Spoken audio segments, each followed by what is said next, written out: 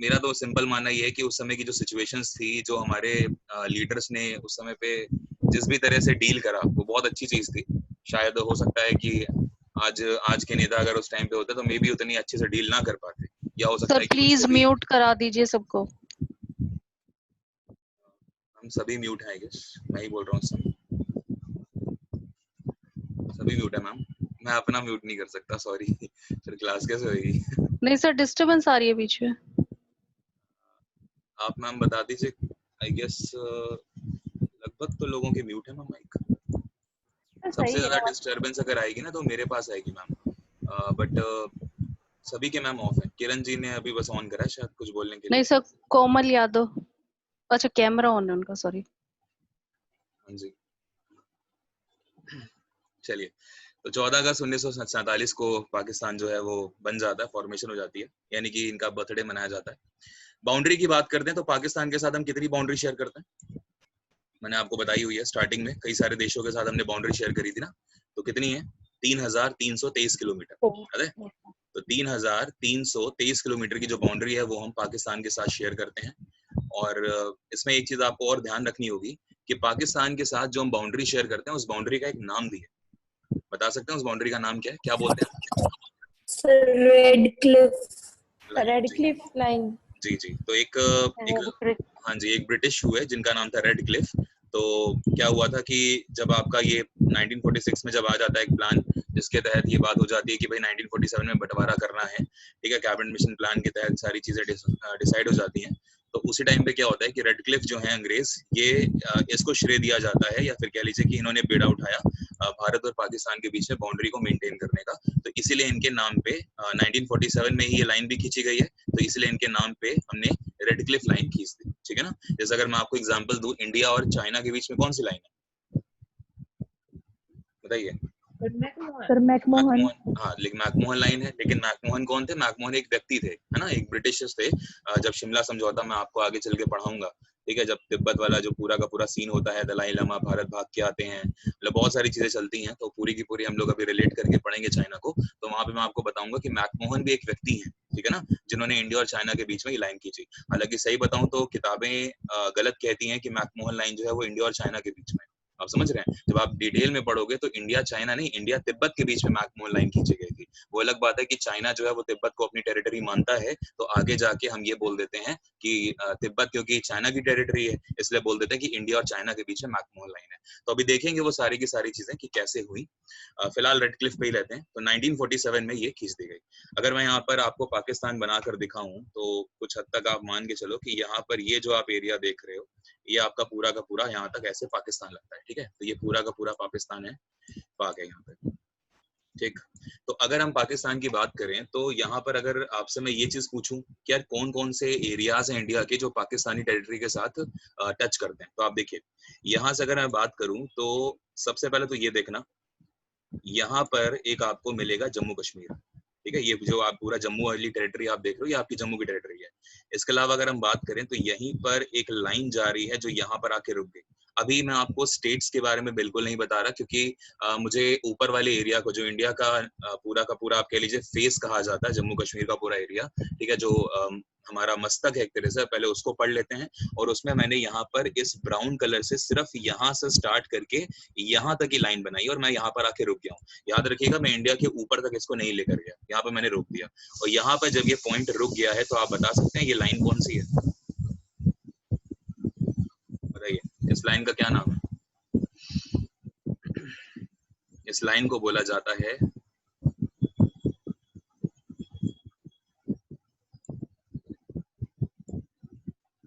LOC। समझ में आ रहा है ये क्या है? ये और कुछ नहीं है, दिस इज LOC, यानी कि line of control. Line of control, LINE, line of control, ठीक है। तो ये आपको लाइन ऑफ कंट्रोल मिलेगी, ठीक है। मैं कहीं कहीं पे चीजें बिगाड़ूंगा, रब भी करूंगा, बिकॉज मेरे पास एरिया काफी कम है, तो आप लोग साथ साथ समझते हुए चलेंगे। तो ये लाइन ऑफ कंट्रोल यहाँ से शुरू हुई, यहाँ तक चली गई। अब आप समझिए क्या है कि लाइन ऑफ कंट्रोल के इधर जो आपको ये ग्रीन कलर का हिस्सा दिख रहा है पूरा, ये जो मैंने डॉट कर दिए, ठीक है, ये डॉट डॉट आपको पूरा दिख रहा है, ये सारा का सारा क्या है? POK। तो ये पाक ऑक्यूपाइड कश्मीर है, ठीक है, ये आपका पूरा POK है, ठीक है। और दूसरी चीज सुनिए, पहले तो ये पूरा का पूरा कश्मीर प्रोविंस होता था, है ना। जब महाराजा, अगर हम बात करें रणजीत सिंह की, तो उस समय पे ये पूरा का पूरा आपका ये पूरा कश्मीर हुआ करता था। इवन आगे जाके ये मुल्तान है, सिंध है, लाहौर है, ये भी पूरा कश्मीर का हिस्सा था। लेकिन जब ये डिवाइड हुआ है, हमने डिवीजन कराया 1947 में, तो हमने कश्मीर के बहुत सारे टुकड़े करे और उसमें से 3 जो हिस्से थे वो हमने दे दिए किसको, पाकिस्तान को। एक कश्मीर वाला हिस्सा हमने अपने पास रख लिया था, ठीक है ना। और उसमें भी फिर क्या हुआ कि जब आगे जाके आपको पता है लड़ाई होती है, तो उसमें ये जो पीओके वाला हिस्सा ये हमसे छीन लिया जाएगा। वो सारी की सारी बातें अभी हम आपको समझाएंगे। फिलहाल आपने ये चीज देखी कि ये एरिया, तो ये जितना आपको एरिया दिख रहा है ना, ये वाला, ये तो है ही है। इवन जम्मू कश्मीर में ये वाला जो एरिया आपको दिख रहा है, ये नीचे तक भी आ गए हैं। मतलब ये जो आपको पीओके दिख रहा है वो कश्मीर की टेरिटरी में भी पीओके है, ठीक है। ये देखो, ये कुछ इस तरह से है। अगर मैं आपको समझाने की कोशिश करूं तो ये आपको ऐसे मिलेगा। और दूसरी चीज देखो, मैं यहाँ पे ब्लैक से करता हूँ। ये आपका लद्दाख जो आप देख रहे हो, ये लद्दाख आपका कुछ ऐसे है। ये टेरिटरी इंडिया की पूरी, ऊपर वाला जो पूरा आप देख रहे हो ना, ये यानी कि अगर मैं इस सबको मिला दूं, मेरा पेन दिख रहा है आपको, पेन देख पा रहे मूव होते होते? Yes sir. हाँ, तो यहाँ से अगर हम स्टार्ट करें, ये पूरा का पूरा एरिया आपका लद्दाख है, पूरा लद्दाख है यहाँ तक। और इसी लद्दाख में ये जो एरिया ग्रीन वाला आप देख रहे हो, इसको हम बोल रहे हैं पाक occupied Kashmir, that is PoK. और लद्दाख में तो पीओके है ही है, लेकिन पीओके का कुछ हिस्सा आपके ये कश्मीर है, इसको हम बोलेंगे जम्मू। मतलब ये जम्मू है आपका, एक जम्मू टेरिटरी हो गई, ऊपर आपकी लद्दाख टेरिटरी हो गई। तो जम्मू में भी पीओके का इतना हिस्सा आ रहा है, देख रहे हो आप ये ग्रीन वाला। तो अगर आपसे कोई पूछे कि पीओके जो है वो हमारी कितनी टेरिटरीज में आता है, तो 2 टेरिटरीज में आता है। एक है लद्दाख टेरिटरी और दूसरे का नाम हो गया जम्मू टेरिटरी। समझ में आई इतनी चीज तो पहले आपको। और अगर मैं आपसे पूछूं कि ये जो एलओसी लाइन है ये किससे किसके बीच में है, बताइए एलओसी लाइन किससे किसके बीच में है, क्या बोलेंगे? क्वेश्चंस बन रहे हैं यहाँ से आपके, ये चीज ध्यान रखिएगा। एलओसी लाइन अगर आपसे पूछी जाए कि इनके बीच में है, तो आप बोलोगे सर 2 लोगों के बीच में है। एक है जिसको हम बोलेंगे इंडियन मेन लैंड, ठीक है, इंडियन मेन लैंड। और दूसरी कौन है? पीओके। तो पाक ऑक्यूपाइड कश्मीर और इंडियन मेन लैंड के बीच की जो बॉर्डर लाइन है उसको बोला जाता है एलओसी। कभी भी इंडिया और पाकिस्तान मत बोलिएगा, इंडिया और पाकिस्तान के बीच में बोली जाती है रेड क्लिफ लाइन। लेकिन अगर आप एलओसी की बात करोगे, लाइन ऑफ कंट्रोल की बात करोगे, तो वो इंडियन जो मेन लैंड है, लद्दाख वाली टेरिटरी, वो और साथ साथ में जो पाक ऑक्यूपाइड कश्मीर है, उन दोनों के बीच में बॉर्डर डिसाइड करती है। दिख रहा है ना आपको? बोलिए। Yes sir. जब आपने यहाँ तक ये चीजें कर ली, अब आप आगे बढ़ते हैं। यहाँ तक किसी को कोई डाउट? पक्का नहीं है? No no sir. अब यहाँ पर आप देखिए, यहाँ पर ये जो पिंक कलर का आपको दिख रहा है, ये अपनी मेन लद्दाख टेरिटरी है। और यहाँ पर आपको ये जो पिंक कलर का दिख रहा है, इसको क्या बोलेंगे पता है? What is this? Siachen sir. This is Siachen glacier. जी हाँ, ये ग्लेशियर है, इसका नाम है Siachen glacier, SIACHIN। Oh god, बारिश शुरू हो गई। हाँ, ये क्या है? ये आपका सियाचिन ग्लेशियर है। तो आपको तो ये चीज समझ में आ गई कि ग्लेशियर हमारा है। अभी सियाचिन ग्लेशियर पे भी मैंने आपको, जब मैंने माउंटेन्स ऑफ इंडिया आपको पढ़ाया, बहुत सारी चीजें मैंने आपको सियाचिन ग्लेशियर पे समझाई है ना। जैसे ये इंडिया का जो सबसे ऊपर एक हाईएस्ट बैटलफील्ड है ना, यहाँ पर एक ऑपरेशन भी चलाया गया था। ऑपरेशन का नाम क्या था? मेघदूत चलाया गया था, है ना। और सियाचिन ग्लेशियर हमने पाकिस्तान से वापस भी ले लिया था। वापस ये तो ले लिया था, लेकिन हम पीओके पे अपना कब्जा नहीं कर पाए थे। पीओके ने, मतलब पीओके जो है वो पाकिस्तान ने ले लिया हमसे। खैर, ये सियाचिन ग्लेशियर है। अब आप ध्यान से देखो, सियाचिन ग्लेशियर के बारे में आगे चल के 1-2 बातें और करेंगे, लेकिन यहाँ पर ये समझो कि इस एरिया से और इस एरिया के बीच में यहाँ पर आपको ये एक लाइन दिखी होगी। चलो मैं इसको दूसरे कलर से बनाता हूँ। ये ग्रीन लाइन आपको दिख रही है यहाँ वाली? तो ये जो आप ग्रीन लाइन देख रहे हो, ये ग्रीन लाइन क्या कर रही है? ये एलओसी को कनेक्ट कर रही है आपके सियाचिन ग्लेशियर से। देख रहे हो? एलओसी आके इस ब्राउन वाले पॉइंट पे खत्म हो गई थी, लेकिन अब ये एलओसी से सियाचिन ग्लेशियर को कनेक्ट कर रहा है ये ग्रीन वाला हिस्सा। और ये एक और लाइन है, और इस लाइन का नाम पता है क्या है? बता सकते हैं? इसका नाम है AGPL। AGPL, ठीक है। A for Apple, G for green, P for parrot, L for lion. तो ये AGPL लाइन है। फुल फॉर्म होता है इसका एक्चुअल ग्राउंड पोजिशनिंग लाइन। तो पूरा नाम यहाँ पे लिख रहा हूँ, देखो, ACTUAL, एक्चुअल।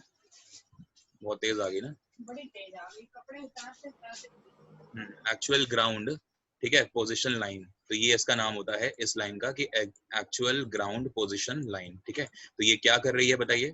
तो अगर हम देखें तो एक तरह से ये कनेक्टिविटी का काम कर रही है। ये AGPL किसके बीच में बताइए, क्या बोलेंगे? एलओसी और सियाचिन। तो ये एलओसी और सियाचिन के बीच। जी हाँ, तो एलओसी और सियाचिन को जो कनेक्ट करने वाली लाइन है उसका नाम है AGPL, यानी कि एक्चुअल ग्राउंड पोजीशन लाइन। इतना पॉइंट आपको क्लियर हुआ सभी को? चलिए, तो अगर आपको ये चीज क्लियर हो गई है तो बहुत अच्छी है, मतलब बहुत अच्छी बात है। इसके बाद आगे चलते हैं। तो अब आपको यहाँ पर ये चीज दिख रही होगी कि इधर का जो एरिया है, मतलब अगर हम बात करें सियाचिन, तो सियाचिन अपने इंडिया का हिस्सा है या फिर पीओके का हिस्सा है? सही है, इंडिया का सर। सियाचिन इंडिया अपना का है हिस्सा सर। है। हाँ, क्योंकि लद्दाख में आ रहा है पूरी तरह से, तो ये अपना हिस्सा है। अब आप देखिए ये जो आपको ये वाली कनेक्टिविटी वाली लाइन दिख रही है एजीपीएल, तो ये एजीपीएल अपना हिस्सा है या पाकिस्तान का हिस्सा है? ये भी अपना हिस्सा है ना, ये भी अपना हिस्सा है, बिकॉज ये लद्दाख के अंदर पड़ रहा है, समझ रहे हैं। लेकिन यहाँ वाला जो पूरा आप एरिया देख रहे हो, ये पूरा का पूरा एरिया ये आपका ये पीओके है, पाक ऑक्यूपाइड कश्मीर है। यहाँ पर हमसे कोई भी मतलब नहीं है अभी के लिए। हुआ क्या कि जब आप ये मान के चलो उस टाइम पे जब नेहरू जी थे, तो उस टाइम पे जब ये आक्रमण हुआ पाकिस्तान के साथ, हमारा एक नॉर्मल वॉर हुआ, तो उसमें क्या हुआ कि पाकिस्तान ने ये टेरिटरी अपने कब्जे में ले ली। लेकिन क्या हुआ कि इंडिया ने, मतलब नेहरू जी ने इंडिया को बिल्कुल भी कोई कार्रवाई यहाँ पर नहीं करने दी, और वो स्ट्रेट फॉरवर्ड ये मुद्दा उठा के लेके चले गए यूएनओ के अंदर। और ये उस टाइम से ये मुद्दा पेंडिंग है और आज तक कुछ हो नहीं पाया। और यूएनओ के जो भी डिसीजंस हैं वो इसके ऊपर अभी तक नहीं आए हैं, कोई भी वर्डिक्ट नहीं आए हैं। तो इसलिए पाकिस्तान अभी भी इस टेरिटरी को अपना हिस्सा मानता है, लेकिन हम इसे अपना हिस्सा मानते हैं। समझ में आ रहा है? हम ये मान के चलते हैं कि पीओके हमारा ही हिस्सा है। ठीक है, एक चीज आपको और अच्छे से बताता हूँ। आपने सुना होगा एक वो है, क्या कहते हैं, केटू, एक पीक है हमारी, है ना? केटू का नाम आपने सुना होगा, क्या बोलते हैं K two? Kanchenjunga sir. Godwin Austen sir. Godwin Austen, Kanchenjunga नहीं, गॉडविन ऑस्टिन जी। तो गॉडविन ऑस्टिन जो आप देख रहे हो केटू, ये केटू पीक भी आपको कहाँ पे मिलेगी? ये आपको यहीं पे मिलेगी, पाक ऑक्यूपाइड कश्मीर में मिलेगी। पीओके में, यस सर। तो केटू आपकी कहाँ पर है? केटू आपकी बेटा पीओके में, याद रहेगा। और इतना ही नहीं, इंडिया का जो सबसे नॉर्दर्न मोस्ट पॉइंट है, जब मैंने आपको इंडियन फिजियोलॉजी समझाने की कोशिश करी है चार्ट के थ्रू, तो मैंने आपको इंडिया का सबसे एक्सट्रीम नॉर्दर्न पॉइंट भी बताया है, जो कि ये है, देख रहे हैं, ये एक्सट्रीम नॉर्दर्न पॉइंट, ये भी आपका पीओके में लगता है। इसका नाम क्या था? इंदिरा कोल। इंदिरा कोल। तो इंदिरा कोल है आपका, वो भी आपका यहीं पे लगता है पीओके में। तो ये दो पॉइंट आपके लिए काफी इंपॉर्टेंट हो गए कि जो केटू है गॉडविन ऑस्टिन, ये भी आपकी कहाँ पर मिलेगी? आपको पीओके में मिलेगी। और जो इंदिरा कोल इंडिया का सबसे नॉर्दर्न मोस्ट पॉइंट है, वो भी आपको पीओके में ही मिलेगा। अब हम इसको क्यों मानते हैं? क्योंकि पीओके को हम अपना हिस्सा मानते हैं, इसलिए हम अपना नॉर्दर्न पॉइंट भी इंदिरा कोल को ही बोलते हैं। कल को जब ये पूरी तरह से टेरिटरी हमसे छिन जाएगी, अगर भगवान न करे कभी ऐसा हो, लेकिन अगर ऐसा हुआ तो फिर आपका जो नॉर्दर्न पॉइंट है वो चेंज हो जाएगा और फिर वो यहाँ कहीं आ जाएगा। समझ रहे हैं? ये वाला पॉइंट जो आप देख रहे हैं, ये पॉइंट आपको क्लियर हुए अच्छे से? Yes sir. बहुत बढ़िया। तो अगर आपको ये पॉइंट क्लियर हो गए तो अब आप आगे चलिए। देखो, अब आप जब नीचे जाओगे तो यहाँ पर ये हिस्सा आपको मिलेगा, इधर वाला इतना, ये क्या है? ये एचपी है, हिमाचल प्रदेश है ना। तो हिमाचल प्रदेश का पाकिस्तान से कोई मतलब नहीं है। लेकिन जब आप थोड़ा सा और नीचे आओगे तो आपको क्या मिलेगा? यहाँ पे ठीक जम्मू के नीचे आपको यहाँ पे इतना हिस्सा पंजाब मिलेगा, और पंजाब के नीचे आपको इतना हिस्सा राजस्थान मिलेगा, और राजस्थान के नीचे आपको ये पूरा का पूरा जो हिस्सा आप देख रहे हो, ये आपको गुजरात मिलेगा। तो अब बात कर लेते हैं जल्दी से कि इंडिया और पाकिस्तान के बीच में कितने स्टेट और कितनी यूनियन टेरिटरीज। आइए सबसे पहले स्टेट की बात करते हैं, नीचे से चलेंगे और ऊपर की तरफ, यानी कि अपने फेस की तरफ चलेंगे। और अगर हम यूटीज की बात करें तो वो तो आपको पता लग ही गया है। स्टेट की बात करते हैं, सबसे पहले क्या मिला हमें? गुजरात। तो गुजरात ले लें। गुजरात के बाद क्या मिला फिर हमें? राजस्थान के बाद क्या मिला? पंजाब। स्टेट हमारे कंप्लीट हुए। तो हमारे सिर्फ इस समय 3 स्टेट हैं। जब ओल्ड मैप की बात करोगे तो जम्मू कश्मीर पूरा एक स्टेट था, तो उस समय 4 राज्य थे जो कि पाकिस्तान के साथ बाउंड्री शेयर करते थे। लेकिन नए मैप के अकॉर्डिंग सिर्फ 3 राज्य हैं और 2 टेरिटरीज हैं। एक देखिए जम्मू, ये देखिए जम्मू की टेरिटरी लग रही है ना, तो जम्मू भी लग रहा है और ये लद्दाख भी लग रहा है। तो जम्मू प्लस लद्दाख, ये दोनों की दोनों जो टेरिटरी हैं ये भी पाकिस्तान के साथ लगेंगी। लद्दाख हम इसलिए कह रहे हैं क्योंकि हम पीओके को अपना हिस्सा मानते हैं, और पीओके आपकी लद्दाख टेरिटरी में आता है। ये देखो यहाँ से ये लद्दाख अलग हो रहा है पूरा, ये जो ब्लैक वाली आपको लाइन दिख रही है ना, ये ऊपर का पूरा हिस्सा हमने क्या माना है? लद्दाख का। ठीक है, और उसी लद्दाख में आपका पीओके आ रहा है, और नीचे जम्मू के कुछ हिस्से तक भी आपका पीओके आ रहा है। और ऐसे में आपको जब चाइना पढ़ाऊंगा तो मैं आपको समझाऊंगा इधर का जो एरिया है ये ले गया चाइना, इसी को बोलते हैं अक्साई चीन, जहाँ पे आपको एलएसी मिलेगी, यानी कि लाइन ऑफ एक्चुअल कंट्रोल। उस पर बात करेंगे जब चाइना में आएंगे। यहाँ तक पॉइंट क्लियर है? बोलिए।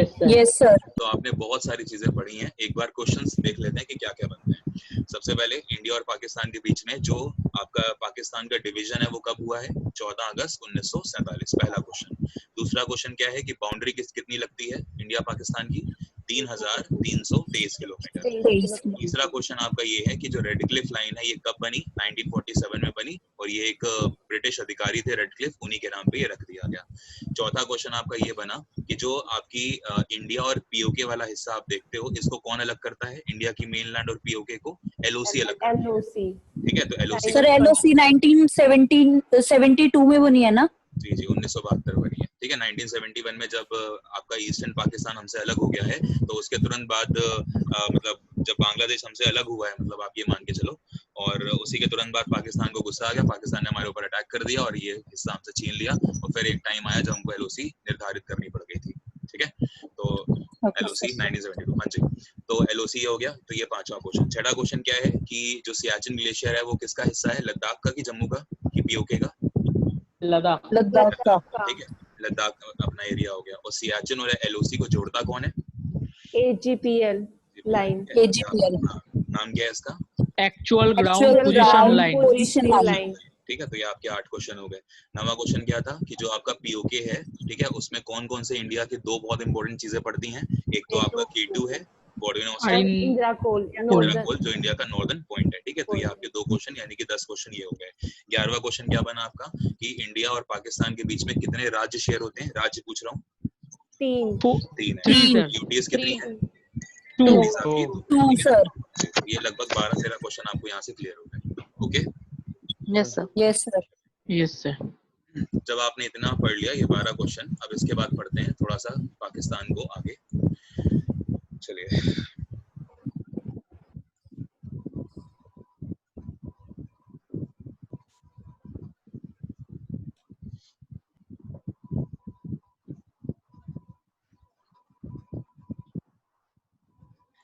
अगर आप मान के चलो कि पाकिस्तान की एरिया की हम बात करें, तो अब हमें पाकिस्तान से रिलेटेड जो डिस्प्यूट्स चलते हैं हमें वो देखने हैं। जैसे मैंने आपको श्रीलंका से रिलेटेड डिस्प्यूट्स कुछ बताए थे, है ना, जैसे नेपाल से रिलेटेड हमने आपको बताया था। अब हम डिस्प्यूट्स की बात करें जो पाकिस्तान और इंडिया के बीच में, ठीक है, तो आपको वो चीज समझ ली ध्यान से।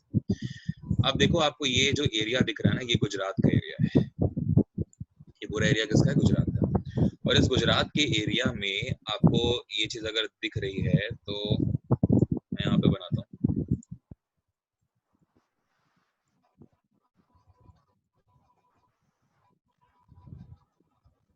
ये जो आप डॉटेड डॉटेड देख रहे हो, इतना एरिया एक तो आप ये समझ लो, ठीक है, और इसके अलावा यहाँ पर थोड़ा सा एरिया आप इधर समझ लो, ये इतना। तो ये 2 एरिया अलग अलग हैं, लेकिन कहे एक ही जाते हैं। नाम पता है आपको इनका? Run of Kutch. ये रन ऑफ कच्छ है। मैं लिख रहा हूँ RANN, run of Kutch. Kutch की खाड़ी है एक। खाड़ी क्या होती है? जो 3 ओर से मेन लैंड से घिरी है, बे। बे की अगर हम बात करें, खाड़ी क्या होती है? जो कि 3 ओर से मेन लैंड से घिरी हुई है, यानी कि लैंड बाउंड्री होगी, और एक तरफ क्या होगा? पानी होगा, वाटर बाउंड्री होगी। तो ऐसे को हम बोलते हैं क्या? बे। ठीक है ना? आप जैसे अगर हम बे ऑफ बंगाल की बात करें तो इधर आपको इंडिया मिल जाएगा, इधर आपको बांग्लादेश मिल जाएगा, इधर आपको म्यांमार मिल जाएगा, और नीचे एक तरफ पानी है, तो क्या बोल देते हैं? बे ऑफ बंगाल बोल देते हैं, है ना। जैसे नीचे अगर आप यहाँ बात करोगे, आपको खंबात की खाड़ी मिलेगी।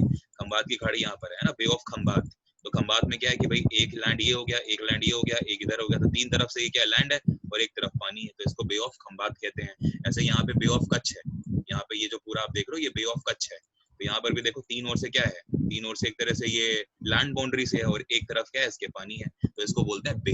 यानी कि 3 जो है वो 3 तरफ से लैंड बाउंड्री होनी चाहिए और एक तरफ से वाटर बाउंड्री होनी चाहिए, उसे हम खाड़ी यानी कि बे कहते हैं। ये पॉइंट आपको क्लियर हो गया होगा।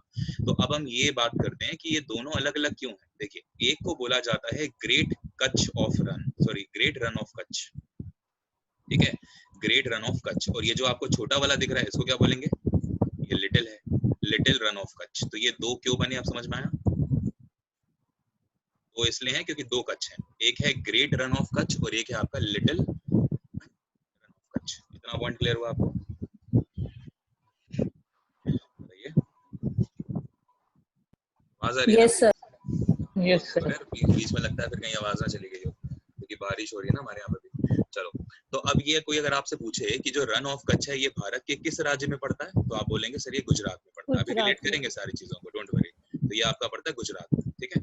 अब हुआ क्या, इस चीज को देखो, हुआ ये कि जो रन ऑफ कच्छ है इसका नाम क्या है रन ऑफ कच्छ का एक दूसरा नाम पूछा जाता है। तो क्योंकि गुजरात का जो एरिया आपको याद होगा, यहाँ पे एक जगह पड़ती है दांडी, नाम सुना आपने, जहाँ पे गांधी जी गए थे और वहाँ पे नमक कानून तोड़ा था Yes, ब्रिटिश sir. इंडिया का, है ना। तो यहाँ पे नमक है, तो नमक के चलते इसे पता है क्या बोलते हैं, Rann of Kutch is also known as white desert, सफेद रेगिस्तान बोला जाता है इसको। व्हाइट डेजर्ट किसे बोलते हैं, तो रन ऑफ कच्छ को बोलते हैं। और क्यों बोलते हैं, क्योंकि यहाँ पे सबसे ज्यादा क्या मिलता है, सॉल्ट, और सॉल्ट सफेद रंग का होता है, नमक सफेद रंग का होता है, इसलिए हमने रन ऑफ कच्छ को व्हाइट डेजर्ट के नाम से बोलना शुरू कर दिया। समझ में आया? बोलिए। Yes, sir. अब run Yes, of Kutch sir. के बारे में Yes, एक चीज sir. और ध्यान रखिए कि भले रन ऑफ कच्छ हमारे एरिया में आ रहा है, लेकिन फिर भी इसका कुछ जो एरिया है वो बाहर है ना। ये एरिया बाहर जो आपको ग्रीन वाला दिख रहा है, ये इसको बाहर रखते हैं। क्यों रखते हैं, उसका रीजन सुनिए। रन ऑफ कच्छ के बारे में कहा जाता है कि ये एरिया कैसा है, ये मार्शी लैंड है। मार्शी लैंड का मतलब क्या होता है, MARSHY, मार्शी, मार्शी का मतलब दलदली। तो ये मार्शी लैंड है, यानी कि दलदली भूमि है ये। और अगर दलदली भूमि है तो यूनाइटेड नेशंस के कुछ यहाँ पर कायदे कानून है, उनको जान लीजिए। यूनाइटेड नेशंस कहता है कि अगर कोई लेक है, अगर कोई रिवर है, कोई बे है, कोई ओशन है, या फिर आप मान के चलिए कोई मार्शी लैंड है, कोई फॉरेस्ट एरिया है, अगर ये इस तरह के जो नेचुरल आप कह लो स्ट्रक्चर जो हैं, अगर वो पाए जाते हैं किन्हीं दो देशों के बॉर्डर में, तो ऐसी कंडीशन में दोनों के जो दोनों देश हैं वो इन नेचुरल रिसोर्सेज का प्रॉपर तरीके से आधा आधा यूज कर सकते हैं। समझ में आया? तो अब हुआ क्या कि आपको पता है कि इस वाले एरिया को हम क्या बोल रहे हैं, ये पूरा का पूरा एरिया जो आप ग्रीन कलर का देख रहे हो, ये पाकिस्तान है ना। और यहाँ तक ये जो पिंक वाली बाउंड्री आप देख रहे हो, ये इंडिया की टेरिटरी है, यानी कि गुजरात है। और यहाँ पर क्या है, अब ये दलदली जो भूमि है भाई, वो हमने चलो यहाँ पे अपना बना लिया कि ये हमारा है, लेकिन दलदली भूमि तो आगे जाके यहाँ तक भी आ रही है। तो क्या हुआ कि जो मेजर दलदली भूमि है, मार्शी लैंड है, वो अपने पास है। और यहाँ पर अगर बात करो तो कम जो लैंड है वो पाकिस्तान के पास गया।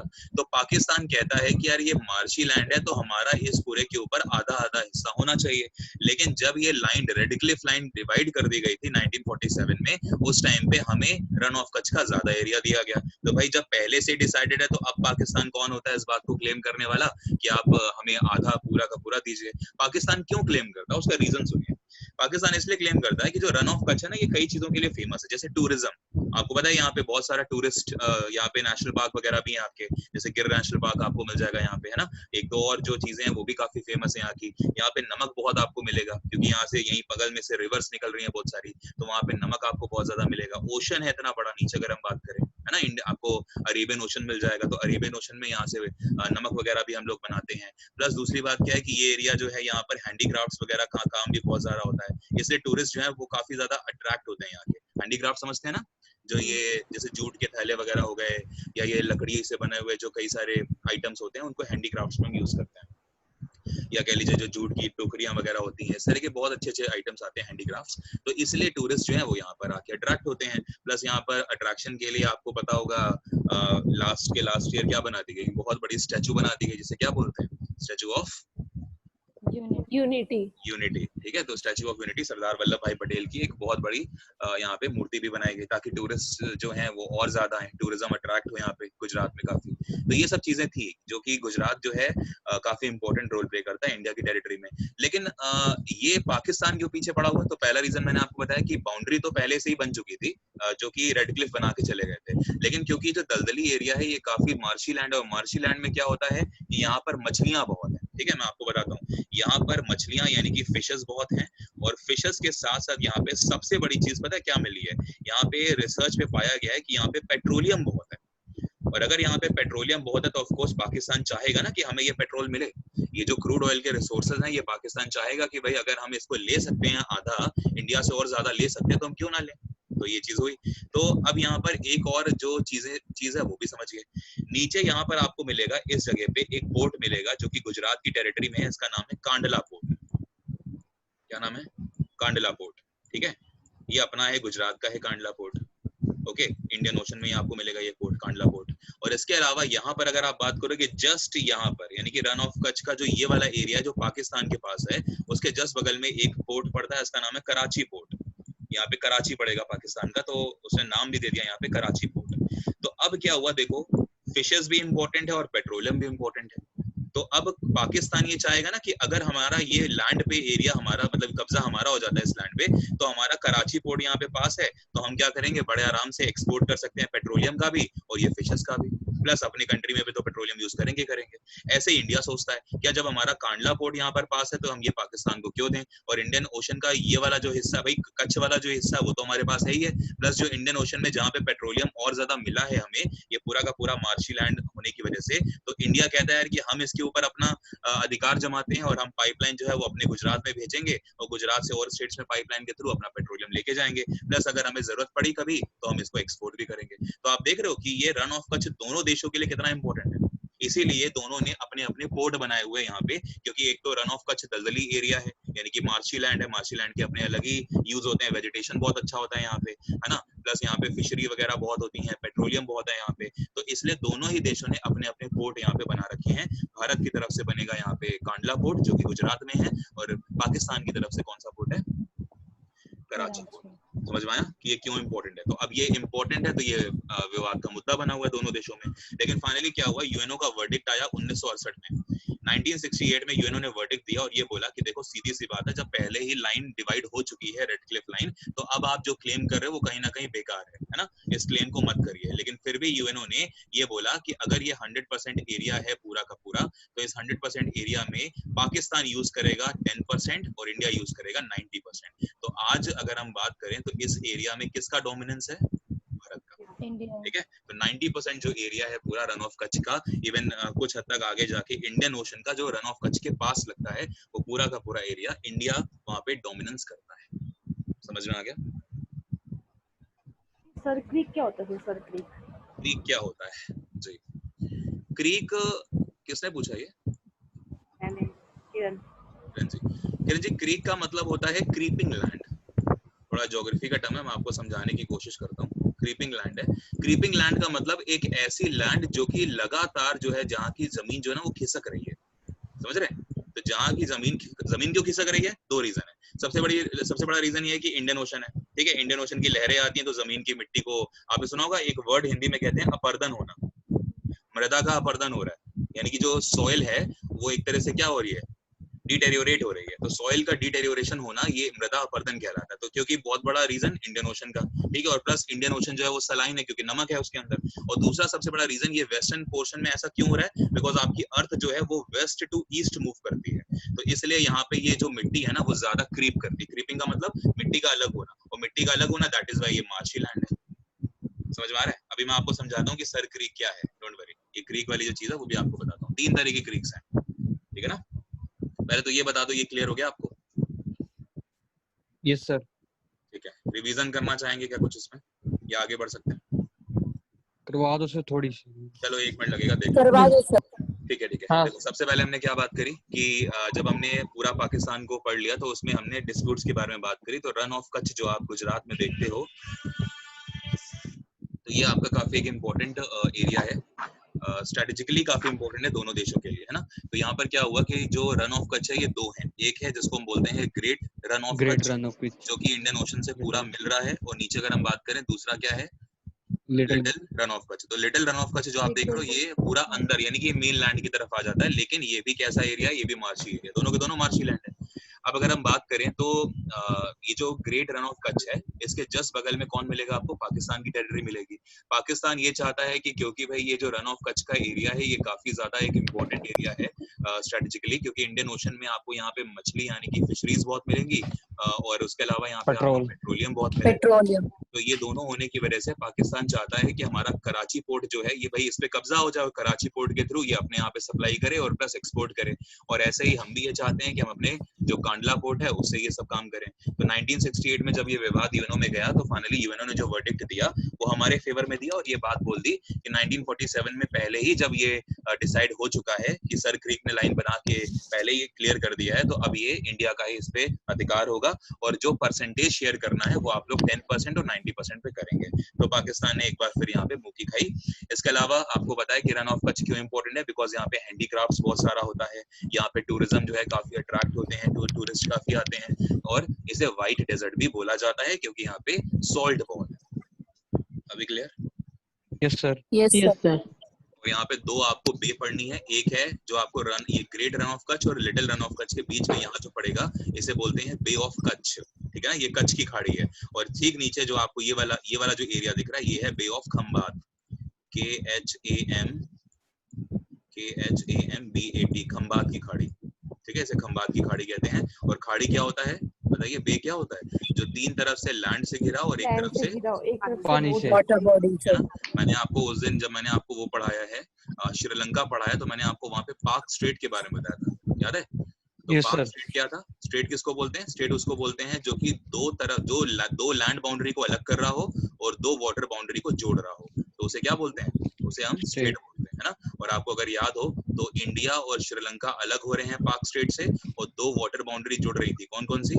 एक तो बे ऑफ बंगाल जुड़ रही है, और दूसरी यहाँ पे क्या थी बताइए भाई? ये तो एक तो आपको मिल गई ना गल्फ ऑफ पाक, ये एक तो ये जुड़ रही थी, और दूसरी वाटर बाउंड्री का नाम क्या था यहाँ से जो आ रही थी?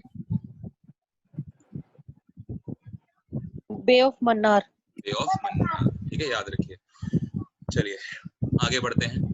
और पाकिस्तान पे आपने इतनी चीजें देख ली। हाँ, अब आपने बताया था सर क्रीक, तो देखो सर क्रीक के बारे में बताता हूँ थोड़ी सी कुछ चीजें।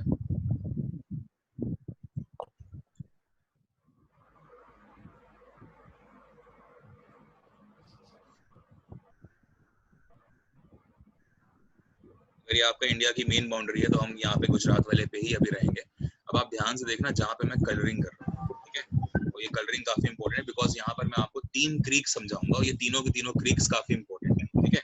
देखिए आपको अगर देखो तो यहाँ पर आपको मिलेगी खंबात की कच्छ की खाड़ी, ठीक है, ये आपकी बे ऑफ कच्छ है, ठीक है। इस बे ऑफ कच्छ के पास यहीं पर आपको मिलेगी एक क्रीक, ये क्रीक है। यहाँ पे मैं नंबर डाल दूं, ये नंबर 1 है, ठीक है, ये नंबर 1 मैंने डाल दिया। यहाँ पे आपको एक क्रीक मिलेगी, नाम क्या है अभी बताता हूँ।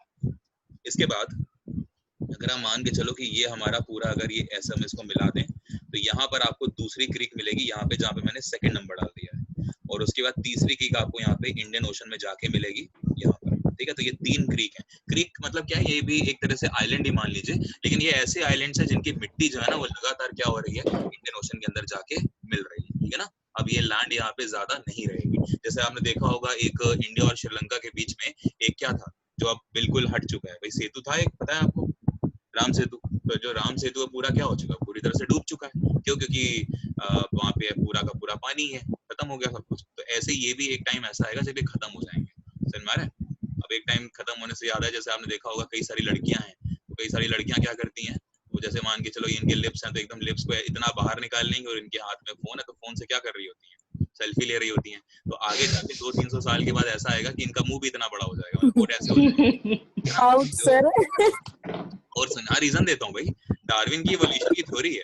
देखो जिराफ इतना लंबा क्यों हो गया, गर्दन क्यों लंबी होगी? बिकॉज जिराफ की गर्दन छोटी थी और पत्ते काफी ऊपर से उचक उचक के बेचारा खाता था, तो गर्दन लंबी हो गई। ये डार्विन की थ्योरी है, मैं थोड़ी बता रहा हूँ। ऐसे देखो स्नेक थे, स्नेक पहले स्नेक के पैर हुआ करते थे, हाथ पैर होते थे स्नेक के पहले, लेकिन ये जो है इसको पता था कि अगर मैं रेंग रेंग के चलूंगा तो मैं बहुत तेज चलूंगा। तो आगे जाके एक टाइम ऐसा आया इवोल्यूशन की थ्योरी के बाद, किसके हाथ और पैर दोनों स्नेक के खत्म हो गए, रेप्टाइल्स, है ना। रेप्टाइल्स के हाथ पैर ही चले गए, ठीक है। तो ये चीज है, लेकिन कई सारे रेप्टाइल्स आज भी आप देखते हो जिनके हाथ पैर हैं, लेकिन वो छोटे हो गए, है ना। तो ये सब चीजें, तो ऐसे ही ये जो सेल्फी वाली चीज है, तो कृपया करके बचें, जरूरी है ये।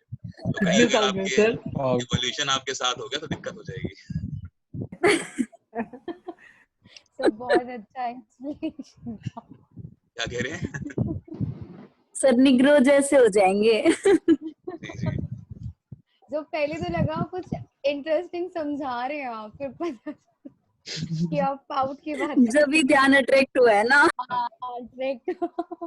जी चलिए तो बात करते हैं। ये जो आप सबसे पहले अंदर वाला देख रहे हो नंबर 1 वाला, इसका नाम पता है क्या है? इसका नाम है कोरी क्रीक। 3 क्रीक हैं जो कि इंडियन ओशन में पड़ती हैं, भारत और पाकिस्तान के साथ जो हम शेयर करते हैं। एक का नाम है कोरी क्रीक। क्रीक का मतलब मैंने अभी आपको बताया, एक ऐसी लैंड बाउंड्री जो कहीं ना कहीं क्या हो रही है, फिसल रही है ना, जो जिसका लगातार जो डिटेरियोरेशन है वो पानी में होता जा रहा है, ठीक है। तो कोरी क्रीक कहते हैं। दूसरा जो आप देख रहे हो ये वाली, ये इंपॉर्टेंट है, जिसको आप सब जानते हो, इसका नाम क्या है? सर क्रीक, ठीक है। इसका नाम है सर क्रीक। जो आपने सुना है सर क्रीक, वो यही वाली है, सेकंड नंबर वाली। और जो थर्ड वाली आप देख रहे हो, इसका नाम है राजर क्रीक,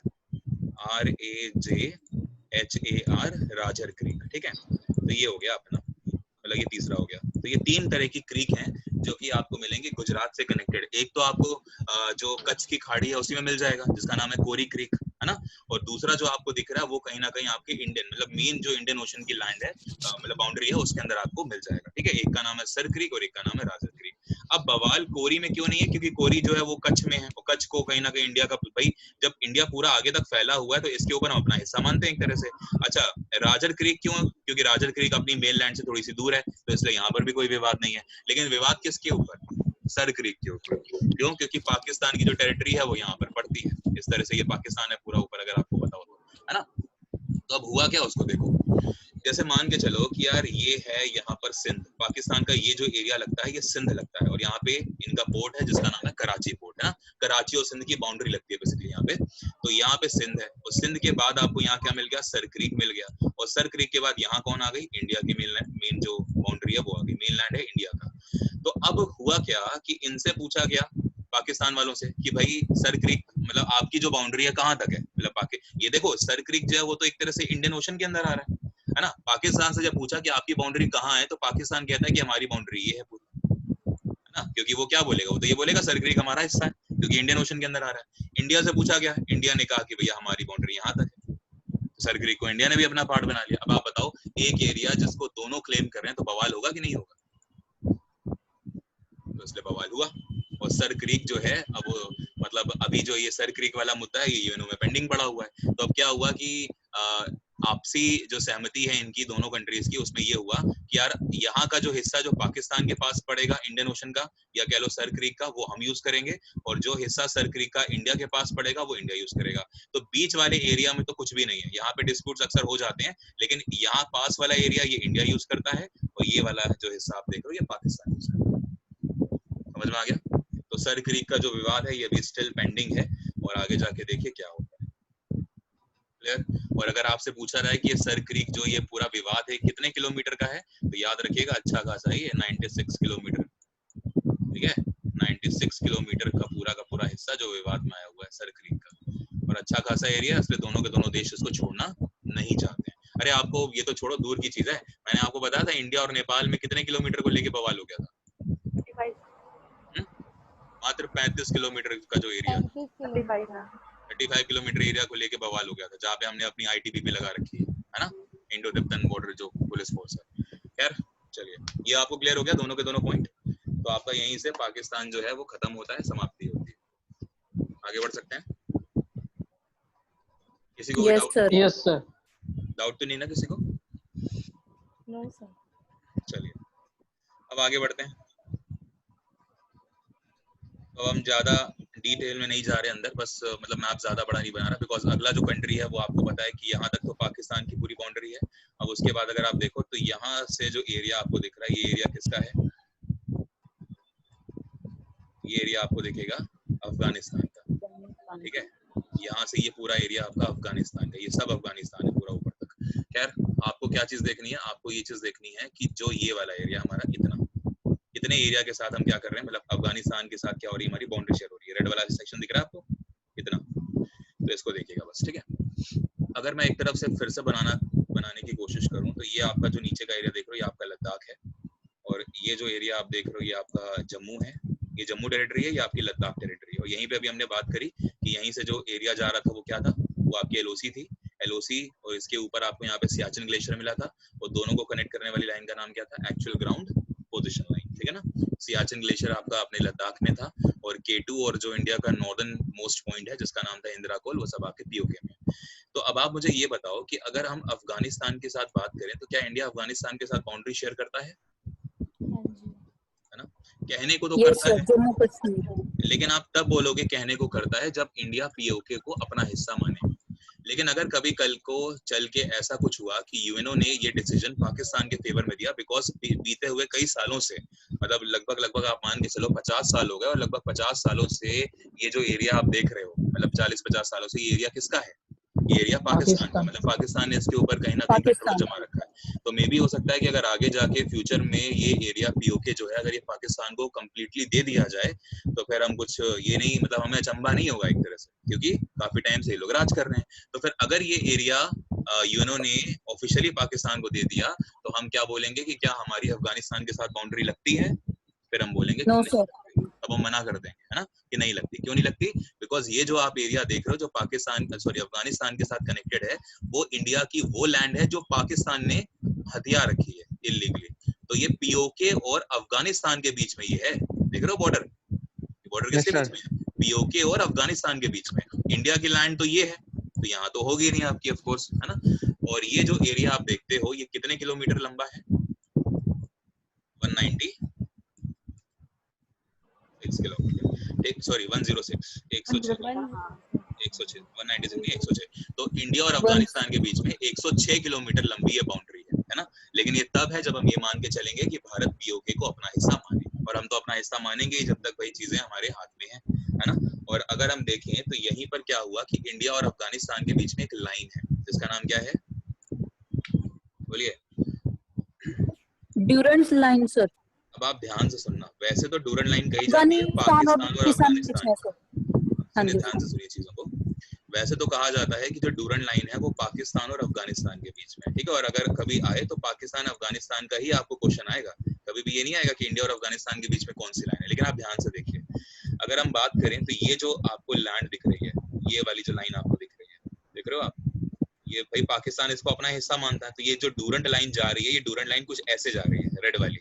तो अगर ये रेड वाली जा रही है तो पाकिस्तान और अफगानिस्तान को तो अलग कर ही रहा है डूरंट लाइन, तो ये तो हो ही गई। लेकिन ये डूरंट लाइन आगे जाके एक्सटेंड हो गई है, और ये पीओके के अगल बगल पैरेलल में भी आपको ये डूरंट लाइन ही दिखेगी। तो अगर हम एक तरह से देखें तो अफगानिस्तान और इंडिया को भी तो डूरंट लाइन ही अलग कर रही है। समझ में आ रहा है आपको? Yes, sir.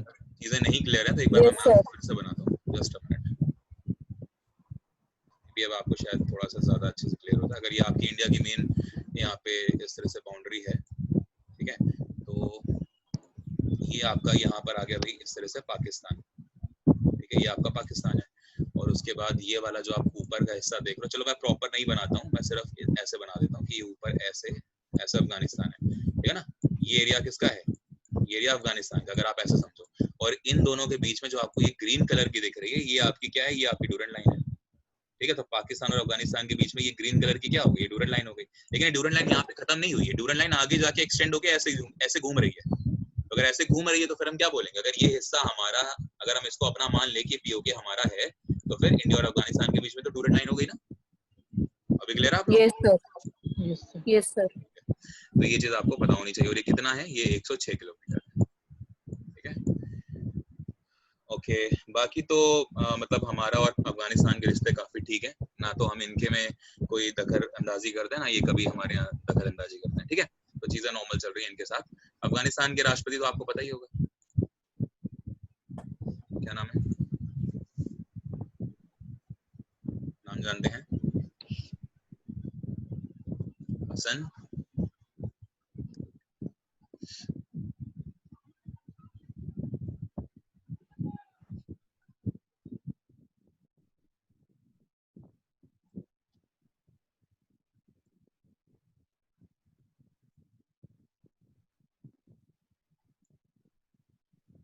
चलता नहीं है सही से, मजा नहीं आती।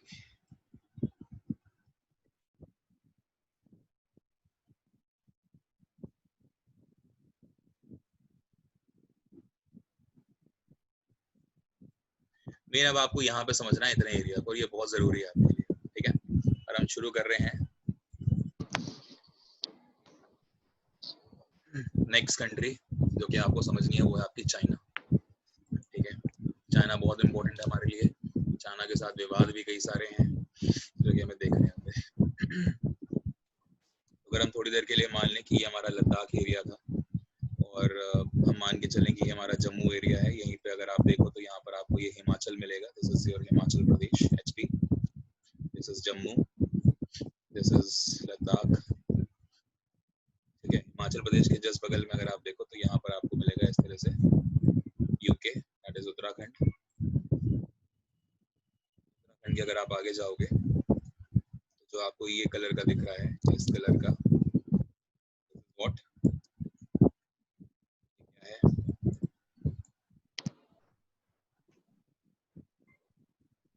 दिस इज नेपाल, ये पूरा का पूरा नेपाल है, ठीक है। और अपनी मेन लैंड है वो यहाँ से ऐसे जा रही है, मतलब ये ग्रीन वाली आई ना, ये ग्रीन वाली नीचे आके ये ऐसे हो गया एरिया, ये अपनी मेन लाइन फिर इधर हो गई है, फिर यहाँ सिक्किम से वापस कनेक्ट हो गया। यानी कि ऊपर वाली जो आपको लाइन दिख रही है उसको आप नेपाल का ही मानो, ठीक है, ये पूरा नेपाल की ही लाइन है, ये अपने इंडिया की लाइन नहीं है। और उसके बाद ये जो आपको लाइन दिख रही है इतना, ये हिस्सा, ये क्या है, दिस इज सिक्किम। भूटान, ठीक है। और इसके बाद जो आपको ये ऊपर वाला एरिया जो दिख रहा है, दिस इज सिक्किम, ये जो ऊपर पड़ा हुआ एरिया है ना, दिस इज सिक्किम, ठीक है, ये सिक्किम है। यानी कि सिक्किम की जो बाउंड्री आप देख रहे हो वो भूटान से लगती है, भूटान के जस्ट बगल में सिक्किम है, इवन नेपाल भी लगता है। ये पूरा का पूरा जो आप देख रहे हो ये आपका सिक्किम है पूरा ऐसे, ठीक है। इसके अलावा अगर हम बात करें तो भूटान के यहाँ से कुछ ऐसे निकला हुआ ये एरिया जो ऐसे जा रहा है, ये ऊपर आपका पूरा क्या है, अरुणाचल प्रदेश। यहीं पे जो आपकी वो है, क्या कहते हैं उसको, जहाँ पे चाइना ने अपना अटैक करके ले लिया था, कौन सा एरिया, टी से नाम है ना उसका, नाम नहीं आ रहा, चलो क्या है, तवांग, जो तवांग एरिया है वो चाइना ने ले लिया था हमसे। एक मिनट, इधर कहाँ है, ठीक है। तो ये आपको समझ में आया। अब हम बात कर रहे हैं नेपाल के, बात ध्यान से देखिएगा। इतने एरिया की अगर हम बात करें, ये एरिया क्या है,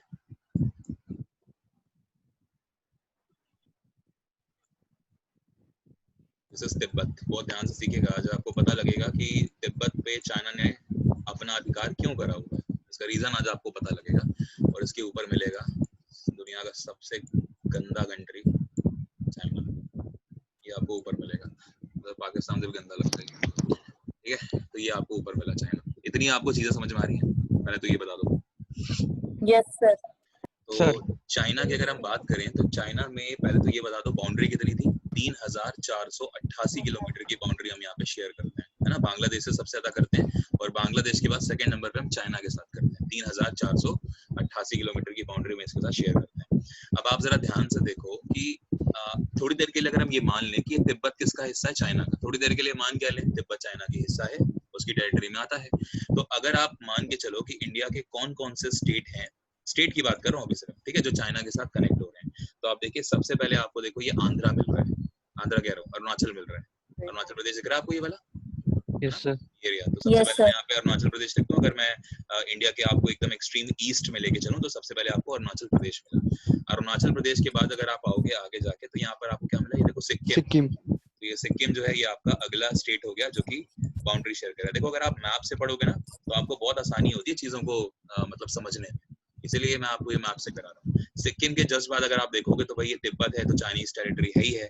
इसके लिए नीचे नेपाल है, तो नेपाल को हम अपना हिस्सा कह नहीं सकते क्योंकि अभी हम इंडियन स्टेट्स की बात कर रहे हैं। फिर कौन मिला हमें आगे, यूके का मतलब यूनाइटेड किंगडम, उत्तराखंड।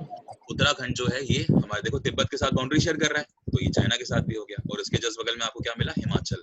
तो अगर हिमाचल है तो आप हिमाचल प्रदेश भी लिखेंगे। और हिमाचल प्रदेश के अलावा सिर्फ एक टेरिटरी है जो कि शेयर होगी, उसका नाम है लद्दाख, ठीक है। तो ये आप ध्यान रखें, ठीक है। तो 4 राज्य हैं और एक टेरिटरी है जिसका नाम है लद्दाख। तो सिर्फ इतना ही है जो चाइना के साथ हम शेयर करते हैं। आप देखो जम्मू कर रहा है क्या, जम्मू तो ये रहा, नो सर, तो जम्मू तो कहीं कर ही नहीं रहा है ना, तो जम्मू को हम नहीं ले सकते। तो ये आपको क्लियर होगा ना कि 4 राज्य हैं जो चाइना के साथ शेयर होते हैं और एक लद्दाख टेरिटरी है हमारी जो कि चाइना के साथ शेयर होती है, ठीक है। इवन अगर आप देखो एक्चुअल में हमारी कौन सी मतलब कौन सा लैंड एरिया है जो चाइना के साथ बाउंड्री बनाता है, तो लद्दाख ही बनाता है। बाकी सारे जो आप देख रहे हो और ये आपका क्या नाम है अरुणाचल प्रदेश बनाता है। बाकी जो आप 3 देख रहे हो ना, ये तो तीनों तिब्बत के साथ बनाते हैं एक तरह से। हालांकि सिक्किम भी कुछ हद तक चाइना के साथ बनाता है, मैं उसको डिनाई नहीं करूंगा, लेकिन उत्तराखंड और हिमाचल प्रदेश तो चाइना के साथ बिल्कुल भी नहीं बनाता। ये तो किसके साथ बनाता है, पूरी तरह से तिब्बत के साथ। लेकिन फिर भी तिब्बत जो है वो चाइनीज टेरिटरी का हिस्सा, तो आप इसको मानोगे कि भाई हाँ चाइना के साथ भी हम बना रहे हैं, ठीक है ना। चलो शुरू करें कहानी। Yes sir, yes sir. ये इतना मैं रब कर दूं, चलेगा? Yes sir, yes sir.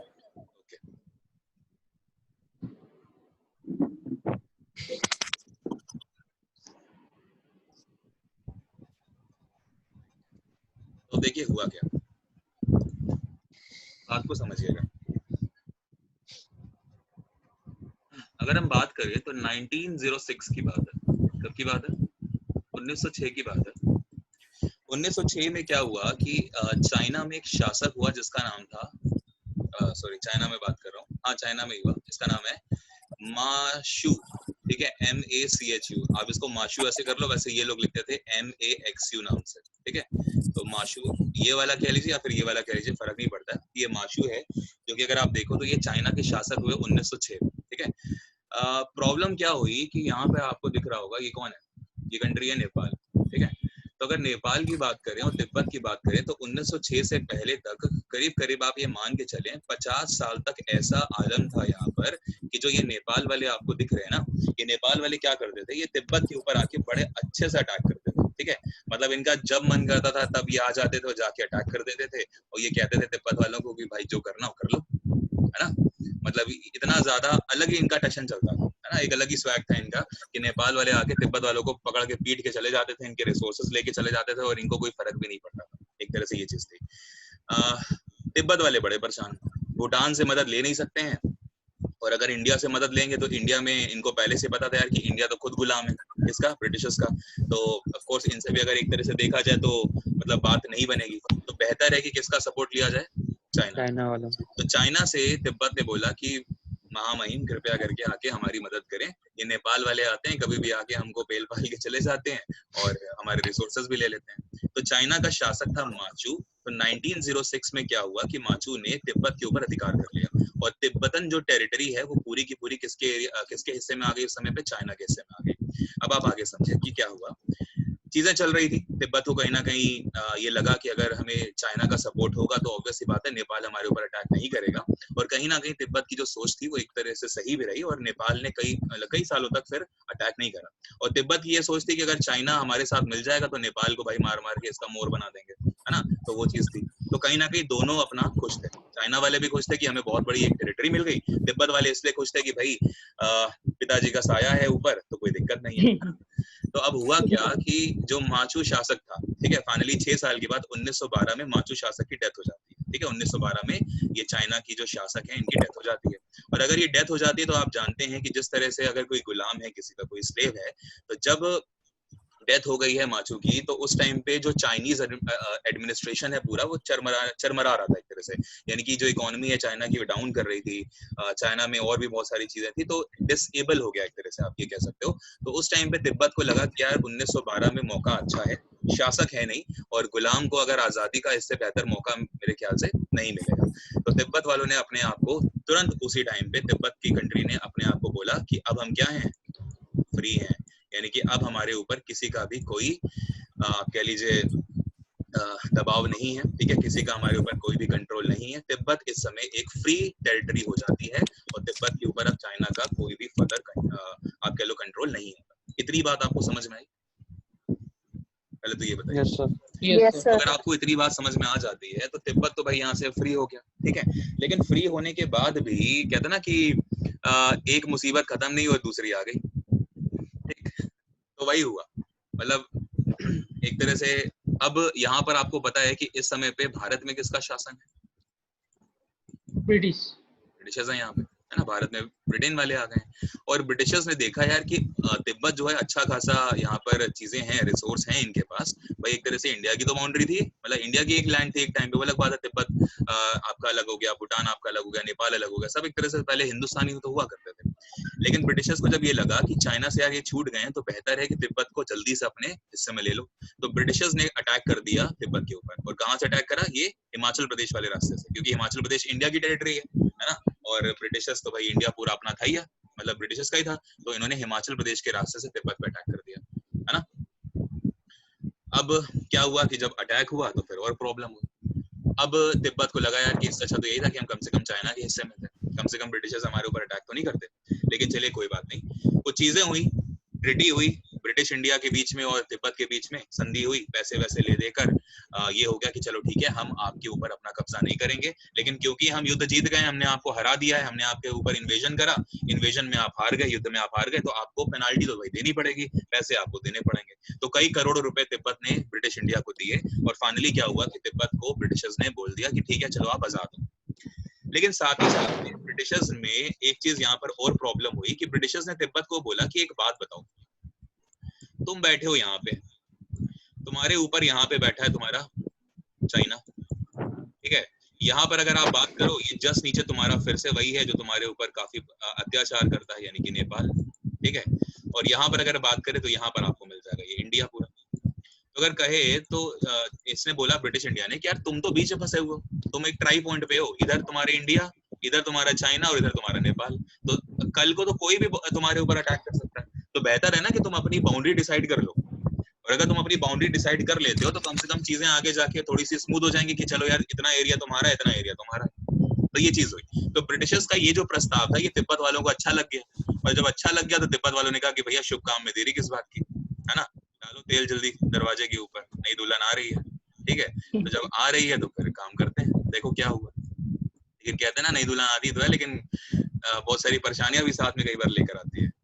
तो अब हुआ क्या कि ये चीज हुई। तो जब यहाँ पर एक अधिकारी थे जिनका नाम था, ब्रिटिश अधिकारी, उनका नाम था मैकमोहन। क्या नाम है? मैकमोहन।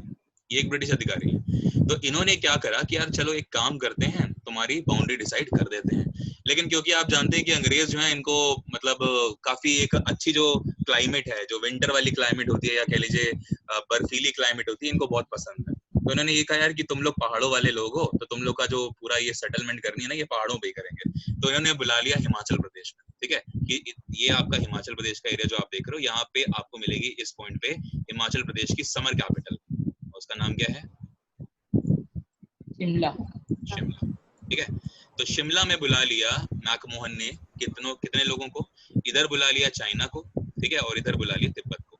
ठीक है, और खुद तो ये थे ही। अच्छा, नेपाल का कोई मतलब नहीं था बीच में, क्योंकि नेपाल तो पहले ही छोटी कंट्री है, तो कोई प्रॉब्लम ही नहीं हुई यहाँ पे। तो हुआ क्या कि मैकमोहन ने, ठीक है, इन लोगों को बुला लिया 1914 में, 1914 की ये बात है। 1914 में मैकमोहन ने शिमला में एक कन्वेंशन करा, शिमला में एक समझौता करा, और इस शिमला समझौते के दौरान मैकमोहन ने कॉल करी इधर से चाइना को, इधर से तिब्बत को, और बोला कि देखो भैया चाइना वालों, ये रहा तिब्बत। ठीक है, तो एक काम करो कि तिब्बत का इतना जो हिस्सा है, यानी कि जो ईस्ट वाला जो आपको तिब्बत दिख रहा है, ये आप ले जाओ। ठीक है, यानी कि चाइना ले ले, आधा हिस्सा जो है तिब्बत का चाइना ले ले, और जो आधा हिस्सा है ना तिब्बत का, वो तिब्बत के पास खुद रहेगा, यानी कि तिब्बत का हिस्सा है। तो ये डिसाइड हो गया। तो अब हुआ क्या कि मैकमोहन लाइन को डिसाइड कर दिया गया। ठीक है, किससे किसके बीच में? इंडिया और मतलब इंडिया कह रहा हूँ, ये आप मान के चलो कि मैकमोहन लाइन कुछ ऐसे आएगी। तो मैं यहाँ पे बना रहा हूँ, ये देखो रेड लाइन से बना रहा हूँ मैं। रेड दिखेगी तुम लोगों को? कौन सा कलर यूज कर लूं?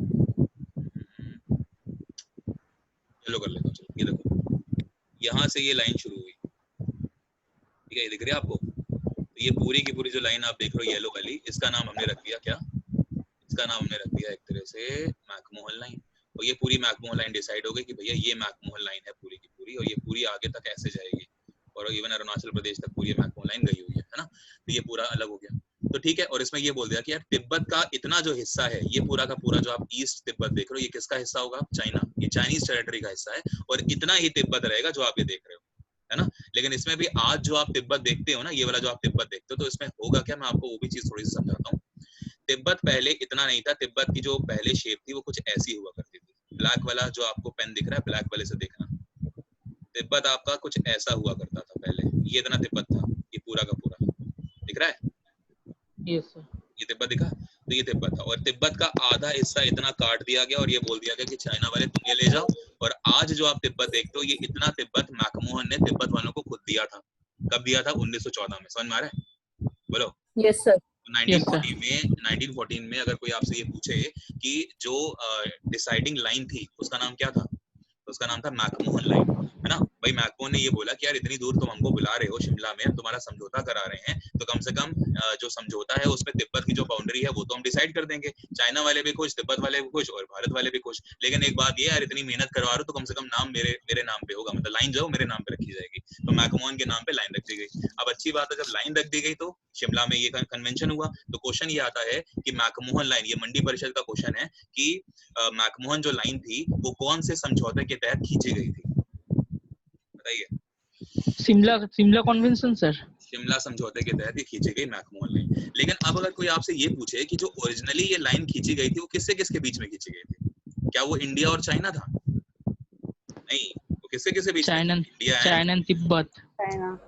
चाइना और तिब्बत तो था ही था, लेकिन इंडिया, तिब्बत और चाइना देखो ऊपर हो गया ना। चाइना को भूल जाओ, चाइना को आप भूल ही जाओ।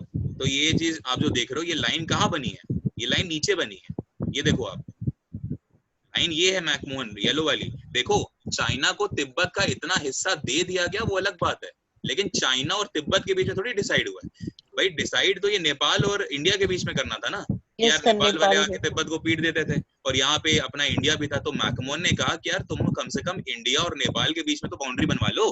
तो ये बाउंड्री बनाई गई मैकमोहन लाइन, ये इंडिया और तिब्बत के बीच में एक तरह से, देख रहे हो आप। अगर हम इंडिया की बात करें, हालांकि नेपाल और तिब्बत के बीच में भी यही सेम बाउंड्री जा रही है, देख रहे हो आप। लेकिन तिब्बत का इतना जो पोर्शन है वो हमने चाइना को दे दिया। क्यों? क्योंकि चाइना ने एक समय पे 1906 में तिब्बत के ऊपर अधिकार करा था। तो चाइना कह रहा था भैया क्यों एकदम से तिब्बत अलग हो गया हमसे, हम तो वॉर करके ले लेंगे इसको। तो मैकमोहन ने दोनों काम एक साथ करने की कोशिश करी कि इंडिया नेपाल के बीच में तिब्बत की बाउंड्री भी डिसाइड कर दी, ठीक है, 1914 में। और इवन तिब्बत का कुछ हिस्सा जो है वो चाइना को दे भी दिया कि सारे के सारे बंदे खुश रहे और तिब्बत भी खुश रहे। लेकिन नुकसान सबसे ज्यादा तिब्बत का ही हुआ, बिकॉज उसकी टेरिटरी चली गई चाइना के पास। समझ में आया तेरा? Yes sir. तो जो मैकमोहन लाइन इनिशियली खींची गई ना, वो इंडिया और तिब्बत के बीच में खींची गई। नेपाल से हमें क्या मतलब, नेपाल को छोड़ो, आपके पेपर में जो आएगा वो तो ये आएगा ना, इंडिया और तिब्बत के बीच में।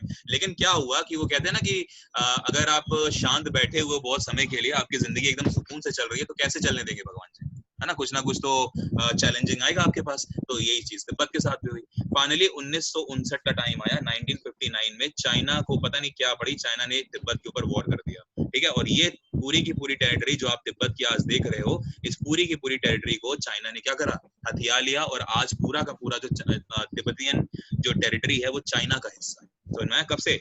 1959 के बाद से। तो अब जब 1959 के बाद से इस तिब्बत के ऊपर भी चाइना का हिस्सा हो गया, तो अगर आज मैं आपसे पूछूं कि जो मैकमोहन लाइन है वो किससे किसके बीच में है, तो अब क्योंकि चाइना पूरी यहाँ तक आ गया, तो अब हम बोलते हैं कि इंडिया और चाइना के बीच में है मैकमोहन लाइन। समझ में आया?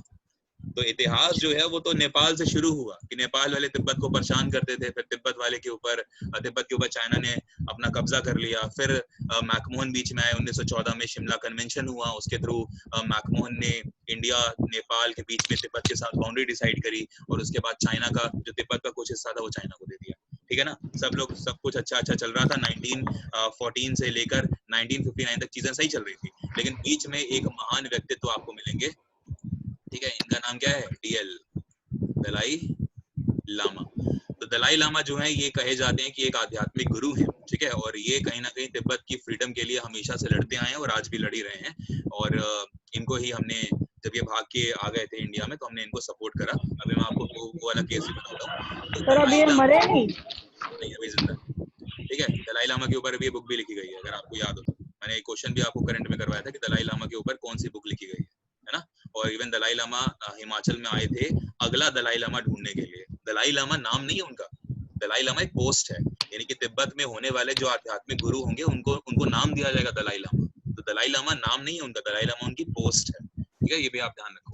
तो दलाई लामा ने क्या करा कि तिब्बत में, भाई तिब्बत का जो टेरिटरी है उसके लिए कहीं ना कहीं बहुत संघर्ष करा कि भाई तिब्बत जो है वापस से एक फ्री कंट्री डिक्लेयर हो जाए। लेकिन नहीं, चाइना कैसे इनको रहने देगा। तो चाइना ने क्या करा, 1959 में फाइनली वॉर कर दिया, ठीक है। और जब वॉर कर दिया तो पूरा का पूरा जो तिब्बत टेरिटरी आप देख रहे हो वो किसने ले ली? चाइना ने हथिया ली। तो अब जब चाइना ने हथिया ली तो फाइनली क्या हुआ, इसीलिए अगर आपको याद हो तो मतलब दलाई लामा जो है उस समय राजीव गांधी की हमारे पास सरकार थी यहाँ पे, मतलब एक तरह से राजीव गांधी कह रहा हूँ, कांग्रेस की सरकार थी हमारे पास इंडिया में। और दलाई लामा भाग के कहाँ पर आ गए? इंडिया आ गए, अरुणाचल प्रदेश में आ गए। और यहीं पर अरुणाचल प्रदेश में इनको कांग्रेस ने शरण दे दी, ठीक है। और जब शरण दे दी इनको यहाँ पर अरुणाचल प्रदेश में, तो आज आपको पता ना धर्मशाला, यहाँ पर हिमाचल प्रदेश में एक जगह पड़ती है धर्मशाला। यस सर है। Yes sir. विंटर कैपिटल बोलते हैं हिमाचल प्रदेश में, है ना। तो धर्मशाला में आज इनका हेडक्वार्टर भी है। और इवन अरुणाचल प्रदेश में भी 1-2 मोनेस्ट्रीज हैं जहां से ये एक्टिव हैं, मतलब ये अपना प्रचार प्रसार करते रहते हैं, है ना। लेकिन मेन जो है वो हिमाचल प्रदेश है, क्योंकि हिमाचल प्रदेश से तिब्बत डायरेक्ट बाउंड्री शेयर करता है और अरुणाचल प्रदेश दूर हो जाता है। लेकिन मेन आपको ये समझना है कि ये भारत में भाग कर आ गए थे दलाई लामा, इसीलिए चाइना ने 1962 में अटैक कर दिया इंडिया के ऊपर। समझ आया? 1962 में इंडिया और चाइना की जो वॉर की कहानी है उसके पीछे और कोई नहीं, उसके पीछे दलाई लामा ही थे, ठीक है। क्योंकि इंडिया ने दलाई लामा को सपोर्ट करा और इंडिया ने ये सोचा कि यार तिब्बत जो बीच में बफर स्टेट है, मैंने आपको बताया ना बफर स्टेट क्या होता है, दो दुश्मन देशों के बीच की ऐसी लैंड जो एक काफी एक इम्पोर्टेंट हो जाएगी स्ट्रेटेजिकली, उसको बफर स्टेट कहते हैं। समझ में आया? जैसे नेपाल आप देख रहे हो, नेपाल को हम बफर स्टेट बोलते हैं, क्यों? क्योंकि तिब्बत चाइना का हिस्सा है, और तिब्बत को भी हम बफर स्टेट बोलते हैं, क्यों? क्योंकि इंडिया और चाइना के बीच में तिब्बत तो है ही है। तो तिब्बत, नेपाल, भूटान ये सारे के सारे बफर स्टेट कहलाते हैं, है ना, बफर कंट्रीज हैं ये। तो अब हुआ क्या कि जब ये अपने पास आ गए दलाई लामा, तो 1962 में चाइना ने अटैक कर दिया, और जब 1962 में चाइना ने अटैक करा तो हुआ क्या, उसको भी समझिए। सर एक चीज पूछनी थी आपको, जो 1912 में ब्रिटिश ने हिमाचल के साथ हाँ तिब्बत के साथ संधि की थी, जो करोड़ों रुपए लिए थे, उसका नाम वही है, शिमला समझौता?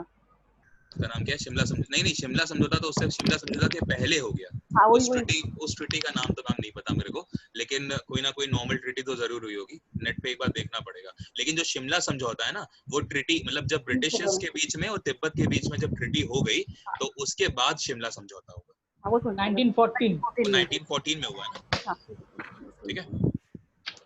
चलिए, तो अब यहाँ पे ये था कि जब चाइना ने देखा कि दलाई लामा को हमने सपोर्ट कर दिया, तो चाइना ने दो तरफ से इंडिया के ऊपर अटैक करा। एक अटैक यहाँ से हुआ, यानी कि लद्दाख वाले हिस्से से, और एक चाइना ने अटैक करा ये अरुणाचल प्रदेश के यहाँ तवांग वाले हिस्से से। तो ये दो जगह से अरुणाचल चाइना जो है वो अटैक कर रहा है, एक ये वाला हिस्सा और एक ये वाला हिस्सा। और यही रीजन था कि इंडिया संभल भी नहीं पाया, और दो इंडिया की मेन लैंड पे क्या हुई, आक्रमण हुआ।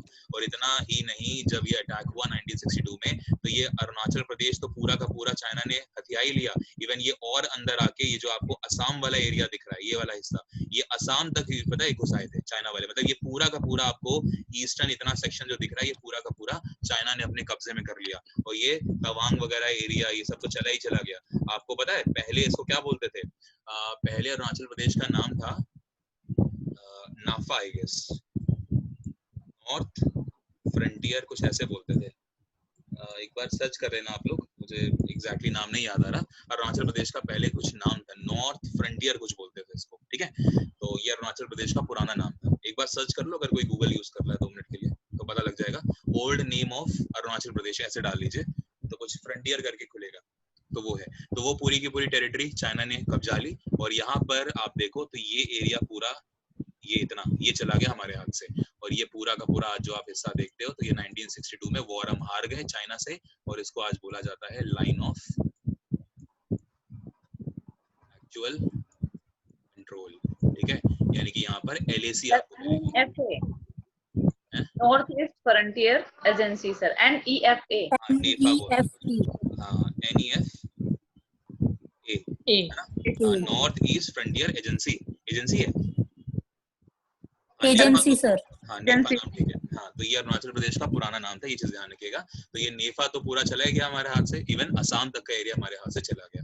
लेकिन उसके बाद फाइनली क्या हुआ, जो हमें सबसे बड़ी जो चोट लगी, क्योंकि फिर ये मुद्दा कहाँ गया, सीधा मुद्दा यूएनओ में गया। तो यूएनओ में जब ये मुद्दा गया, तो मुद्दा अभी उसके ऊपर वर्डिक्ट आया भी नहीं, लेकिन उतने ही देर में चाइना ने क्या करा, ये तवांग का पूरा एरिया और अफगानिस्तान, ये क्या नाम है आपका, असम का पूरा एरिया, यहाँ से अपनी चाइनीज जो आर्मी थी उसको वापस बुला लिया, और ये पूरा का पूरा एरिया इसने फ्री कर दिया कि चलो ठीक है, इंडिया वालों वापस ले लो अपना एरिया। लेकिन चाइना आज भी ये वाला जो एरिया है वो चाइना अपने पास रखता है, और इसी को बोलते हैं अक्साई चेन, ठीक है ना। ये एरिया क्या है, दिस इज अक्साई चेन। और अक्साई, अगर आप कोई आपसे पूछे कि ये लाइन कौन है, तो ये लाइन है, इसका नाम है LAC, यानी कि लाइन ऑफ एक्चुअल कंट्रोल। और लाइन ऑफ एक्चुअल कंट्रोल किससे किसके बीच में है, मेन इंडियन बाउंड्री, यानी कि मेन लैंड इंडिया और चाइना के बीच में, सॉरी अक्साई चीन के बीच में। तो मेन इंडियन लैंड और अक्साई चीन के बीच में जो लाइन है उसका नाम है आज LAC, यानी कि line of actual control. Point clear हुआ आप लोगों को? बताइए। Yes sir. तो एक बहुत बड़ी कहानी थी जो कंप्लीट हुई, और शायद अब आपको समझ में आ गया होगा कि तिब्बत चाइना क्यों अपना अधिकार जमाता तिब्बत के ऊपर, ये भी आपको क्लियर हो गया होगा। तो कहानी शुरू करता है नेपाल, लेकिन एंड होती है हमारा अक्साई चीन छिनने के साथ, ठीक है। तो वो सब चीजें हैं, क्या रब कर सकते हैं इसको? Yes sir. किसी को कोई डाउट, रिवीजन कर लेंगे यहाँ पे, करना हो तो करवा दो सर। ठीक है। तो सबसे पहले हमने ये चीज देखी, म्यूट कर लीजिए सारे। और सबसे पहले हमने ये देखी चीज कि जो आपको ये तिब्बत वाला एरिया दिख रहा है, इसके बगल में आपको नेपाल दिख रहा है। तो नेपाल वाले क्या करते थे, तिब्बत को आगे कूट के चले जाते थे, है ना। तो तिब्बत काफी परेशान था। तो तिब्बत ने क्या करा, 1906 में ठीक है, चाइना से मदद मांगी और चाइना का जो शासक था जिसका नाम था उस समय माचू, तो माचू जो शासक था उसने तिब्बत को अपने एरिया में ले लिया, यानी कि अपनी टेरिटरी में अपना हिस्सा बना लिया। तो अब तिब्बत वाले भी सुकून से थे और चाइना वाले भी सुकून से थे। फाइनली क्या हुआ कि 1912 में माचू शासक की डेथ हो जाती है और डेथ होने के साथ ही तिब्बत को लगता है कि एक बहुत ही ज्यादा गोल्डन अपॉर्चुनिटी है, इसको बिल्कुल भुनाना चाहिए, और तिब्बत ने अपने आप को उसी टाइम पे फ्री घोषित कर दिया। ठीक है, लेकिन बस वही है कि प्रॉब्लम है ना, और प्रॉब्लम क्या हुई कि जैसे ही तिब्बत फ्री हुआ तो ब्रिटिशर्स यहाँ पर एक तरह से आंख गड़ाए बैठे थे, उन्होंने तुरंत तिब्बत के ऊपर अटैक कर दिया। अटैक करने के साथ ही तिब्बत ने और ब्रिटिशर्स जो ब्रिटिश इंडिया है उन्होंने आपस में संधि कर ली, और संधि होने के बाद कई सारे जो पैसे हैं वो वापस दिए गए, यानी कि ब्रिटिशर्स को मिले, और ब्रिटिशर्स ने फिर ये डिसाइड कर दिया कि यार तिब्बत तुम इतने ज्यादा परेशान रहते हो, बेहतर है कि तुम्हारी टेरिटरी को डिसाइड कर देते हैं, है ना। तो इंडिया नेपाल के बीच में जो तुम्हारी टेरिटरी है उसको डिफाइन कर देते हैं, और जैसे ही इन्होंने डिफाइन करा तो 1914 में बुलाया गया शिमला कन्वेंशन। ठीक है, और शिमला कन्वेंशन में कौन कौन आया, चाइना आया, इधर से तिब्बत आया, और यहाँ से मैकमोहन भाई साहब खुद चले गए। ठीक है, लेकिन मैकमोहन ने शर्त रखी कि यार इतना ज्यादा बड़ा काम करवा रहे हो मेरे से, तो नाम दो लाइन का मेरे नाम पे रखा जाएगा। ठीक है, तो मैकमोहन लाइन नाम रख दिया गया 1914 में। पॉइंट क्लियर हो गया। 1914 में यहाँ पे बाउंड्री डिसाइड कर दी गई दोनों देशों के बीच में, और ये भी बोल दिया गया कि जो तिब्बत का पूरा हिस्सा है उसका आधा हिस्सा जो ऊपर वाला आप देख रहे हो नॉर्थ ईस्ट वाला हिस्सा वो चाइना ले जाएगा, और बाकी जो तिब्बत है वो स्वतंत्र तिब्बत कहलाएगा, यानी कि लिबरल जो तिब्बत है वो कहलाएगा। ठीक है, अच्छी बात थी। कई साल तक नॉर्मल चलती रही चीजें, लेकिन फाइनली तिब्बत के ऊपर चाइना क्या कर रहा था, डोमिनेंस कर रहा था, और तिब्बत ने क्या करा 1959 में, मतलब चाइना ने क्या करा 1959 में तिब्बत के ऊपर दोबारा से अटैक कर दिया, और अटैक करने के साथ ही तिब्बतन जो टेरिटरी है वो चाइना ने हथिया ली। और यहीं पे इस समय एक आप कह लीजिए आध्यात्मिक गुरु है जिनको दलाई लामा कहते हैं, तो दलाई लामा ने क्या करा, चाइना के अगेंस्ट फाइट करने की कोशिश करी अपने अनुयायियों के साथ, अपने फॉलोअर्स के साथ, लेकिन वही है कि कुछ हजार लोग जो हैं वो इतनी बड़ी सेना को डील नहीं कर सकते हैं। तो फाइनली एक ऐसा टाइम आया जब दलाई लामा को भागकर भारत वापस आना पड़ा, यानी कि वो इंडिया में आ गए, इंडिया में अरुणाचल प्रदेश में वो आ गए, और जब अरुणाचल प्रदेश में आए तो फिर वहां पे वो रहने लगे कई साल तक। ठीक है, और उसके बाद फिर जब इनको लगा कि नहीं हमें तो तिब्बत के पास होना चाहिए, तो फाइनली अरुणाचल प्रदेश से शिफ्ट होके हिमाचल प्रदेश में आ गए, और वहीं पे आपको पता है क्या नाम है, विंटर कैपिटल क्या है, धर्मशाला, और धर्मशाला में ही इनका हेडक्वार्टर है दलाई लामा का, जहां से ये तिब्बत में ऑपरेट करते हैं। ठीक है, अब चाइना को ये बात अच्छी नहीं लगी, और चाइना ने क्या करा, इंडिया के ऊपर अटैक कर दिया 1962 में, और दो तरफ से अटैक करा, एक इंडिया के ईस्टर्न हिस्से से अटैक करा, और एक इंडिया की जो नाक कही जाती है, इंडिया का जो मस्तक कहा जाता है, दैट इज कश्मीर, तो जम्मू कश्मीर से अटैक करा। ठीक है, तो कश्मीर से जो अटैक करा वो तो चला गया पूरा अक्साई चीन। ठीक है, वो तो हम नहीं वापस ले पाए अपना, लेकिन जो तवांग एरिया से, जहां से अरुणाचल प्रदेश के तवांग से चाइना ने एंट्री करी थी हमारे यहाँ पे, और असम के एरिया तक को कवर कर लिया था, वो पूरा का पूरा एरिया यूएनओ में जब हमारा मुद्दा गया उस टाइम पे ही, मतलब वर्डिक्ट आने से पहले ही, आज भी वर्डिक्ट नहीं आया, ना तो पीओके का वर्डिक्ट आया आज तक, ना तो अक्साई चीन का आया है, लेकिन वर्डिक्ट आता उससे पहले ही चाइनीज आर्मी ने इंडिया का जो ईस्टर्न वाला हिस्सा है वो वापस ले लिया, मतलब इंडिया को वापस दे दिया, और लेकिन जो ऊपर आपको कश्मीर यानी कि जो लद्दाख वाला हिस्सा आज आप देख रहे हो, ये लद्दाख वाला जो एरिया है अक्साई चीन तक, इवन इन्होंने सियाचिन ग्लेशियर तक भी कब्जा कर लिया था एक टाइम पे, लेकिन सियाचिन ग्लेशियर भी इन्होंने छोड़ दिया और अक्साई चीन तक अपना कब्जा करके बैठे हैं आज भी। तो और इनके बीच में एक चाइना ने अपनी बाउंड्री डाल रखी है जिसको इन्होंने नाम दिया लाइन ऑफ एक्चुअल कंट्रोल, क्योंकि एक तो लाइन ऑफ कंट्रोल बन चुकी थी, है ना, इंडिया और पाकिस्तान के बीच में। ठीक है, वो 1947 में पहले ही बन चुकी है एक तरह से, 1972 में पहले ही बन चुकी है, लेकिन उससे पहले ही 1962 में LAC बन गई, जो कि लाइन ऑफ एक्चुअल कंट्रोल थी। ठीक है, और लाइन ऑफ एक्चुअल कंट्रोल किसको किसको अलग कर रही है, लद्दाख यानी कि इंडिया की मेन लैंड को अलग कर रही है, किससे, अक्साई चीन से। चाइना मत बोलिएगा, अक्साई चीन और कौन, Indian main land, that is Ladakh. तो लद्दाख और अक्साई चीन को अलग करती है LAC यानी कि लाइन ऑफ एक्चुअल कंट्रोल। बताइए, पॉइंट क्लियर है आपको? Yes, sir. Yes, sir. Just a minute, पानी पी लें थोड़ा सा।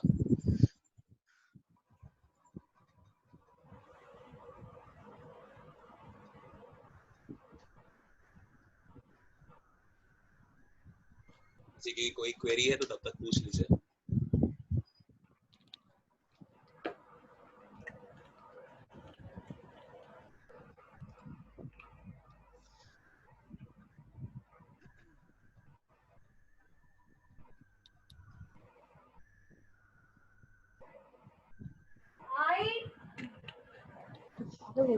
डब कर दें? तो एक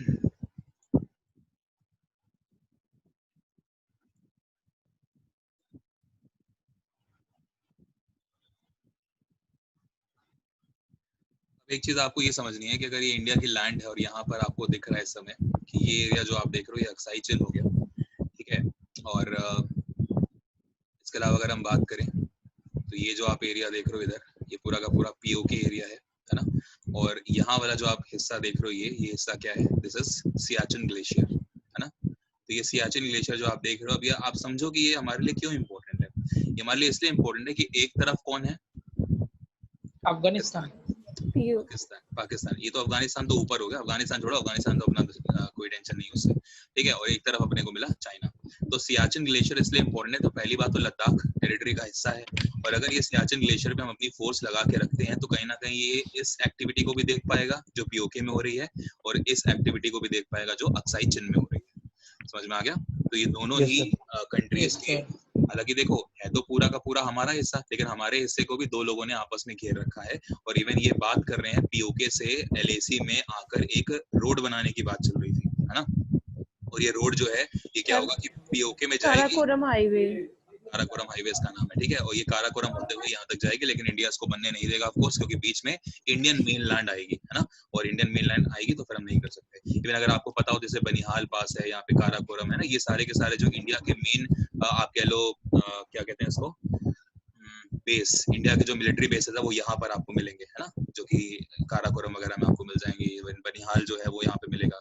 एक आपको यहाँ पे पास भी मिलेगा, उसका नाम है बुर्जिला पास, नाम सुना होगा आपने। तो बुर्जिला पास क्या करता है, बुर्जिला पास पीओके को कनेक्ट करता है किससे, लद्दाख से, ठीक है। तो ये भी आप चीज ध्यान रख सकते हो कि बुर्जिला पास इन दोनों को कनेक्ट करता है। तो ये सारे के सारे काफी इंपॉर्टेंट चीजें हैं, बट हम बात करने जा रहे हैं सियाचिन पे। तो ध्यान से सुनो, सियाचिन पे एक बार बात हो चुकी है, मे बी कुछ लोगों को अगर नहीं याद है तो एक बार फटाफट कुछ पॉइंट्स देख लीजिए। सियाचिन ग्लेशियर की अगर बात करें तो सियाचिन ग्लेशियर एक ट्राई पॉइंट है, से किसके बीच में, एक पहली बात तो ये ट्राई पॉइंट है। क्यों इंपॉर्टेंट है समझ में आ गया ना, क्योंकि ट्राई पॉइंट होने की वजह से इसकी जो उपयोगिता है, इसकी जो यूजफुलनेस है वो और बढ़ गई। क्यों, क्योंकि एक तरफ आपको इंडिया मिल रहा है, बगल में आपको पाकिस्तान मिल रहा है, और इधर आपको चाइना मिल रहा है। तो इसलिए ये तीनों होने की वजह से ये ट्राई पॉइंट है, और ये जरूरी है कि हमारे कब्जे में रहे।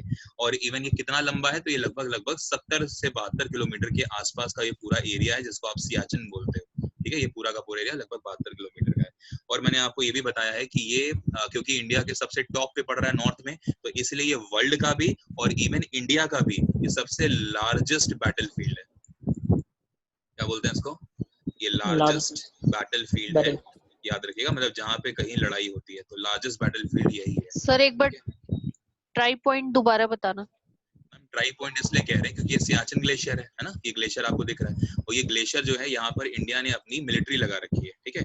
और यहाँ पर जो आपको बॉर्डर पे पुलिस वगैरह फोर्स वगैरह मिलती है, वो यहाँ सियाचिन में हमारी देखभाल कर रही है, हमारी रक्षा कर रही है। किससे रक्षा कर रही है, एक तो पाकिस्तान से, क्योंकि ये भाई पूरा का पूरा एरिया आपको किसका दिख रहा है, पाक ऑक्यूपाइड है ये, है ना, कश्मीर। और यहाँ पे आपको अक्साई चिन दिख रहा है। तो अगर यहाँ पे हम अपनी फोर्स लगाएंगे तो कहीं ना कहीं हम यहाँ से पाकिस्तान की एक्टिविटी भी देख सकते हैं, और यहाँ से हम चाइना की एक्टिविटी भी देख सकते हैं। तो एक तरफ तो इंडिया हो गया भाई, ये लैंड पूरी किसकी है, ये इंडियन लैंड है नीली वाली। ये लैंड आपको पाकिस्तान की दिख रही है, चाइना की दिख रही है। तो तीन देशों के बीच में जो एक पॉइंट है, तो वो ट्राई पॉइंट हुआ ना। ट्राई का मतलब तीन होता है। तो तीन देशों के बीच में जो एक एरिया है जो काफी ज्यादा इंपॉर्टेंट है स्ट्रेटेजिकली, तो उसे हम बोल रहे हैं ट्राई पॉइंट, जिसका नाम सियाचिन है। और ये ग्लेशियर है, ठीक है। ग्लेशियर का मतलब क्या है, बड़ा बड़ा एक हिमनद है ये। यहाँ पर आपको पता है कि कई सारी मेन आपकी यहाँ पे रेंजेस हैं। बेसिकली ये ट्रांस हिमालयाज का हिस्सा है, और ट्रांस हिमालयाज में आपको ये मिलेंगे, और यहीं पे बगल में आपको यहाँ पे K2 भी मिलेगी, है ना। तो ये सारे के सारे आपके पीओके में चले गए, क्या उससे मतलब नहीं है। मेन आप ये देखिए कि ये ग्लेशियर एक ऐसा ग्लेशियर है जो कि पिघल रहा है ना, और पिघल रहा है, और इसलिए इसको ग्लेशियर बोलते हैं। ग्लेशियर और कुछ नहीं है, बड़े बड़े बर्फ की जो सिल्लियां हैं बहुत बड़ी बड़ी, और वो भी कितने एरिया में, वो भी 72 किलोमीटर के एरिया में। और सबसे ज्यादा ठंडा होता है ट्रांस हिमालयाज। ट्रांस हिमालयाज को हिमालय से बिल्कुल भी मिलाना मत, हिमालय डिफरेंट है। हिमालय के 3 पार्ट हैं, वो आपको पहले से ही पता है। ट्रांस हिमालयाज अलग हो गए, उसके जब नीचे आओगे तो आपको काराकोरम रेंजेस मिलेंगी, जास्कर रेंजेस मिलेंगी, लद्दाख रेंजेस मिलेंगी, वो सब डिफरेंट हो, ठीक है ना। इसके बाद इवन जब आप ये पढ़ लोगे तो फिर हम लोग माउंटेन्स ऑफ इंडिया को स्टार्ट करेंगे एक बार फिर से, ठीक है। चलिए, तो ये सियाचिन ग्लेशियर आपको पता लग गया। अच्छा, इस ग्लेशियर की खास बात है कुछ, उनको जानिए कि यहाँ पर आपको दिखेगा इस तरह से, इस पॉइंट पे यहाँ पर एक रेंज है। सियाचिन ग्लेशियर के ऊपर एक रेंज है, एक पहाड़ी है है ना। और इस रेंज को क्या नाम दिया जाता है वो भी इम्पोर्टेंट है। इस रेंज का नाम बता सकते हैं? साल्टोरो रेंज। इसको प्लीज बाल्टोरो से कंफ्यूज मत होना। बाल्टोरो एक ग्लेशियर है, वो अलग चीज हो गई। सियाचिन जैसे एक ग्लेशियर है, जैसे एक बाल्टोरो ग्लेशियर है, वो अलग हो गया। इसका नाम बाल्टोरो नहीं है, इसका नाम साल्टोरो है, SALTORO। और ये रेंज है, ये ग्लेशियर नहीं है। बाल्टोरो एक ग्लेशियर था, है ना। तो ये साल्टोरो रेंज पड़ती है। अगर आपसे कोई पूछे कि साल्टोरो रेंज क्या करता है, तो साल्टोरो रेंज जो है वो सियाचिन ग्लेशियर को अलग करता है। कैसे अलग करता है वो समझो। जैसे मान के चलो ये रेंज है, तो साल्टोरो रेंज के अगर आप आ जाओगे वेस्ट में तो आपको क्या मिलेगा? कश्मीर। हाँ, और अगर आप POK। इसके ईस्ट में आ जाओगे तो आपको क्या मिलेगा? अक्साई। Aksai chain. एक तरह से हाँ, एक तरह से साल्टोरो जो रेंज है वो इन दोनों को अलग कर रहा है, ठीक है। पीओके, अक्साई चिन और इसको सियाचिन ग्लेशियर को, ठीक है ना। तो ये आप ध्यान रखो कि जो साल्टोरो रेंज है ये कहाँ पे पड़ती है, तो ये सियाचिन ग्लेशियर में पड़ती है। इवन कोई अगर आपसे ये पूछे कि सियाचिन ग्लेशियर में भी टॉप पे क्या है, तो साल्टोरो रेंज है, ठीक है। ये चीज आपको ध्यान रखिए। इवन यहाँ से एक नदी भी निकल रही है, इस नदी का नाम है नुब्रा रिवर। एक रिवर भी निकलती है जो आगे जाके इंडस में जाके मिल जाएगी। इंडस की ट्रिब्यूटरी है ये नुब्रा, तो नुब्रा रिवर भी यहाँ से निकलती है। तो अगर कोई क्वेश्चन पूछे कि नुब्रा रिवर कहाँ से निकलती है, आप बोलेंगे ये सियाचिन ग्लेशियर से निकलती है। इतनी बात आपको समझ में आई? बोलिए। Yes sir. ठीक है, तो अगर ये सब पॉइंट आपको क्लियर हैं तो, और नुब्रा आगे जाके ट्रिब्यूटरी है किसकी? इंडस की, है ना, सिंधु नदी में जाके मिल जाएगी। और सियाचिन पे एक बार क्या हुआ कि 1984 की बात है, 1984 की बात है, ठीक है। पाकिस्तान ने इसके ऊपर कब्जा कर लिया, तो हमने एक ऑपरेशन भी चलाया था, है ना, जिसका नाम क्या था? Operation Meghdoot operation. Operation Meghdoot हमने तब चलाया जब पाकिस्तान ने हमारे ग्लेशियर पे यानी कि सियाचिन पे क्या कर लिया था? कब्जा कर लिया था। तो ऑपरेशन मेघदूत हमने चलाया और इंडियन आर्मी ने यहाँ पे बहुत अच्छे से फतेह करा, सब कुछ अच्छे से चीजें चली थी, ठीक है। आज सियाचिन ग्लेशियर लद्दाख की टेरिटरी में हमारा हिस्सा है। तो आपका फाइनली आपका चाइना जो है वो खत्म हुआ। बोलिए, चीजें क्लियर है? Yes sir. Yes sir. Sir map में तो पूरा बनाते हैं ना हम, इसे अलग अलग नहीं दिखाते ना। अगर अच्छे से अगर आप चीजों को समझना चाहते हो तो फिर दिखा के समझो, है ना, क्योंकि दिखाओगे तो फिर ये चीज क्लियर हो जाएगा। जैसे मैं आपसे पूछ लूं कि K2 कहाँ पर है, तो आप K2 को अगर इंडिया का हिस्सा मान लोगे तो गलत हो जाएगा। बिकॉज जो अच्छे एग्जाम्स हैं वो आपको प्रॉपर बोलेंगे कि K2 कहाँ पर है, लद्दाख में है, POK में है, इस तरह से आपको ऑप्शंस मिलेंगे। तो फिर आप वहाँ पे POK ही लगाना, क्योंकि अगर POK मिल गया तो फिर POK में जाएगी। और ये आप तब डिफाइन कर पाओगे जब आपको मैप से चीजें क्लियर है। ये तो रीजन है मैं मैप बना रहा हूँ, भले मेरे से जैसा भी बन रहा है ना, आड़ा टेढ़ा, लेकिन मैं कोशिश कर रहा हूँ कि आपको समझा पाऊँ। हम भी बना रहे साथ में। ये जरूरी है किरण जी, जरूरी है। और मुझे लगता है कि एक क्लैरिटी आई होगी आपको चाइना और पाकिस्तान के बीच में।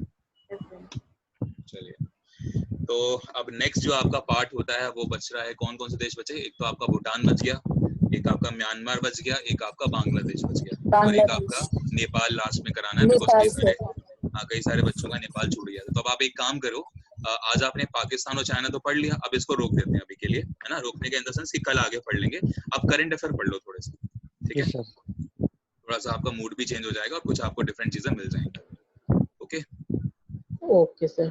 चलिए, 2 घंटे तो मैंने कंप्लीट कर ही दिए आपके। यस। चलिए, तो पार्ट 5 है, आपको स्क्रीन दिख रही है?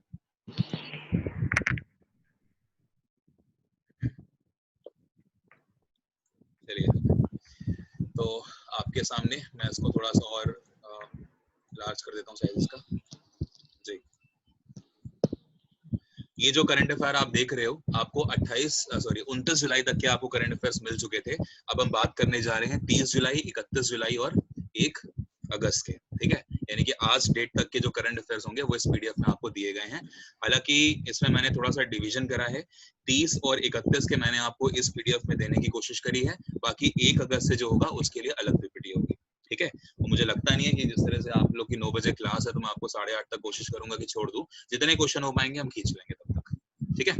बाकी मैं आपको होमवर्क के लिए दे दूंगा, वो आप करिएगा घर में, लेकिन एक बार उसका डिटेल्ड जो डिस्कशन है वो ऑफ कोर्स होगा, जैसे हर बार करंट अफेयर्स का होता है, ठीक है। क्वेश्चन आपके सामने है। एक अभी किताब लिखी गई जिसका नाम है quest for restoring financial stability in India, ठीक है। यानी कि जो फाइनेंशियल स्टेबिलिटी को एक रीस्टोर करने की बात करी गई है और क्वेस्ट की बात हो रही है। तो ये बुक किसने लिखी बताइए? विरल आचार्य। विरल आचार्य सर। जी, सही आंसर है आपका option number A, that is Viral Acharya. Just a minute. जुकाम किसको हो गया है? विरल आचार्य, ठीक है, तो ये आपका आंसर हो जाएगा। क्लियर?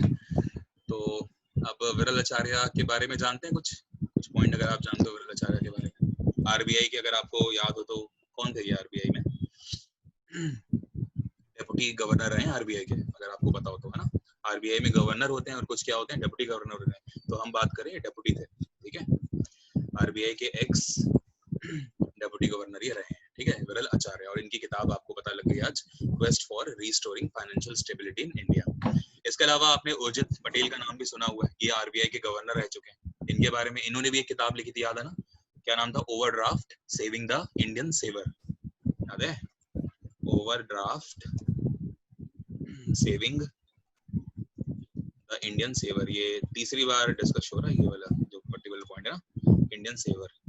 तो overdraft saving the Indian saver, ये किसने लिखी? उर्जित पटेल ने। एस जयशंकर को आपने अभी पढ़ा था, कल वाली जो आपकी क्लास थी, मतलब लास्ट वाली क्लास थी, उसमें हमने बात करी थी कि हमारे विदेश मंत्री ने भी एक किताब लिखी है, सुब्रमण्यम जयशंकर ने। क्या नाम था उस किताब का?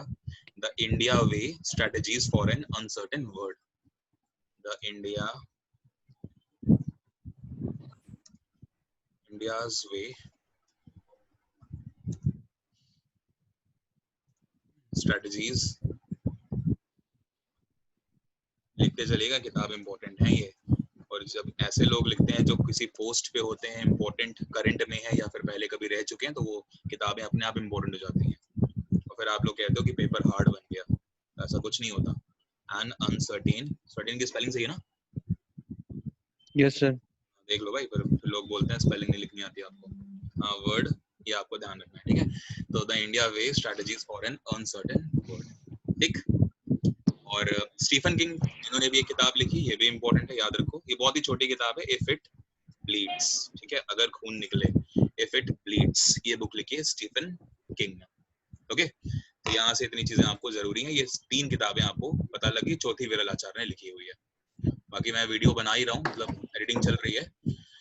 बुक्स पूरी जनवरी से लेके अभी तक की। नेक्स्ट करिए question 3। After whom is a road and a square in Lucknow named after? आपसे कहा जा रहा है कि एक व्यक्ति है, इनके नाम पे लखनऊ में एक सड़क और एक चौक, उसका नाम जो है चेंज कर दिया गया, ठीक है, बदल दिया जी। आंसर होगा option number C, that is Lalji Tandon, ठीक है, जो कि आपको पता है मध्य प्रदेश के पूर्व गवर्नर हैं, डेथ हो चुकी है। और अब जो पूरा का पूरा जो एडमिनिस्ट्रेशन है वो किसको दे दिया गया? आनंदीबेन पटेल। और वो फुल टाइम बन चुके हैं, है ना। पहले तो एडिशनल चार्ज था उनके पास, लेकिन अब ये फुल टाइम है। चलिए, तो ये आपको पता होना चाहिए। इसके अलावा अगर हम बात करें कुछ और पॉइंट, जैसे लखनऊ में एक चौराहा है, उसका नाम है हजरतगंज चौराहा, बहुत इंपॉर्टेंट है हजरतगंज। इवन जब मैं लखनऊ रहता था तो काफी ज्यादा यहाँ पे जाम वगैरह भी लगता था, बहुत प्रॉब्लम थी, तो पता नहीं क्या है। तो हजरत, HAG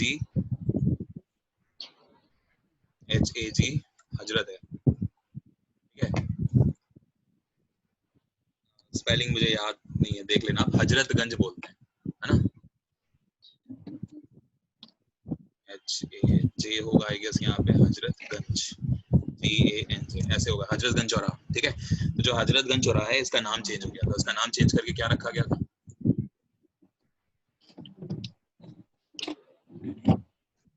ठीक है, अटल चौक। तो अटल जी के नाम पे हजरतगंज चौराहा का नाम रख के अटल चौक कर दिया। इवन अटल जी के नाम पे बहुत सारे, एक अटल चौक आपको जम्मू कश्मीर में मिलेगी, तो वो चीज आप परेशान मत होना कि सेम नाम कैसे, सेम नाम।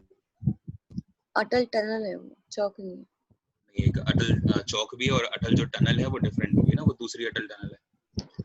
चौक की बात कर रहा हूँ मैं, चौक तो है, या तो वो जम्मू कश्मीर में अगर नहीं है तो किसी और इंडियन स्टेट में होगी, लेकिन अटल जी के नाम पे अटल चौक बेसिकली 2 बनाई गई हैं, ये मुझे याद है।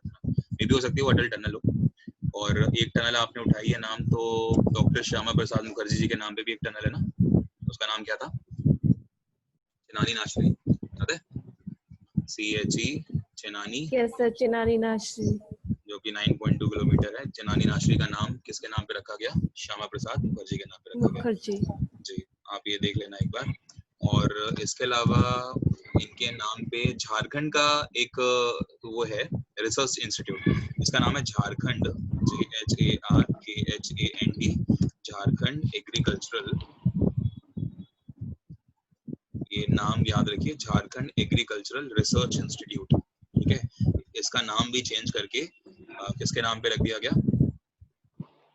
श्यामा प्रसाद मुखर्जी जी के नाम पे रख दिया गया, ठीक है। लालजी टंडन वाला तो आपने कंप्लीट कर लिया, जैसे जो हमीरपुर रोड है उसका नाम चेंज करके क्या कर दिया गया, क्या नाम है, टंडन रोड कर दिया गया उसका नाम, और ये तो कर ही दिया गया, रोड तो बदल ही दी गई है, ठीक है।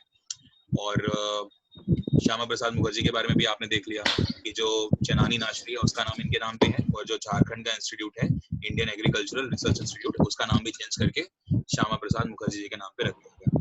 इसके अलावा अरुण जेटली के बारे में भी आप जानते हो, दिल्ली का जो फिरोज शाह कोटला मैदान है ना, उसका नाम चेंज करके अरुण जेटली जी के नाम पे रखा गया।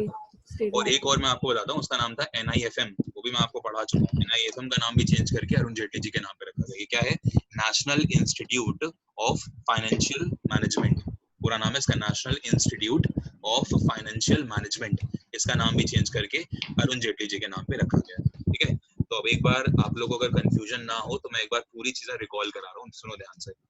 जो लखनऊ और हरदोई रोड है उसका नाम रखा गया है इस समय क्या, तो टंडन रोड रख दिया गया ना, लालजी टंडन के नाम पे टंडन रोड रखा गया है। किसका नाम है, ये लखनऊ और जो हरदोई रोड है उसका नाम रखा गया है।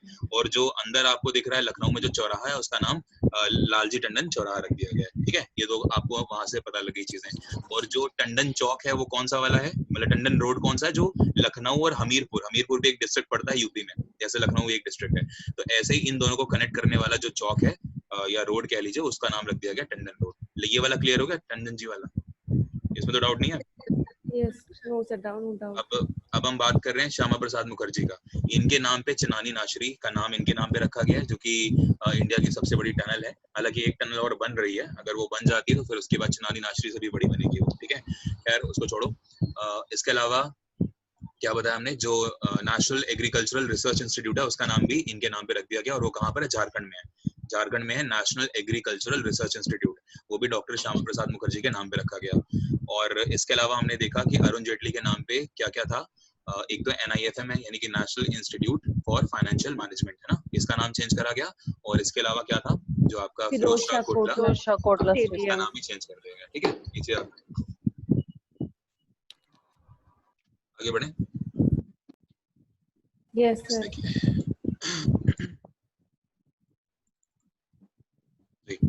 इंडियाज फर्स्ट सोलर पावर्ड याच विंस, इसको एक अवार्ड मिला है जिसको बोला जा रहा है गुस्तेव अवार्ड, ठीक है। तो आपको बताना है कि गुस्ताव ड्रवे अवार्ड जो है ये एक ऑफ कोर्स एक याच ने जीता। याच एक तरह की क्या होती है, एक नाव होती है, एक बोट होती है, बड़ी सी बोट होती है जो कि रेसिंग के काम आती है ना।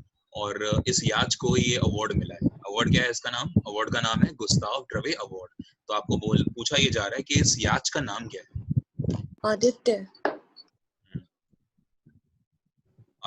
ठीक है। तो याद रखेंगे इसका नाम है आदित्य। तो आदित्य जो नाम है ये आप इम्पोर्टेंट है, इसको आप याद कर लें कि आदित्य नाम की याच है जिसको अभी अभी गुस्ताव ड्रवे अवार्ड मिला है, ठीक है। बाकी इसमें आपसे नाम ही पूछेगा, बाकी डिटेल में अंदर मत जाइए।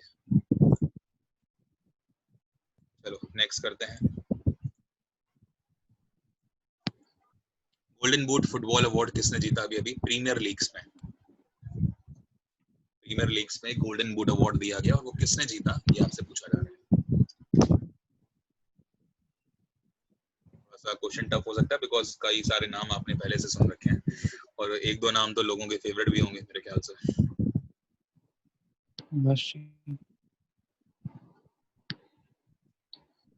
Is it B, Jamie Vardy?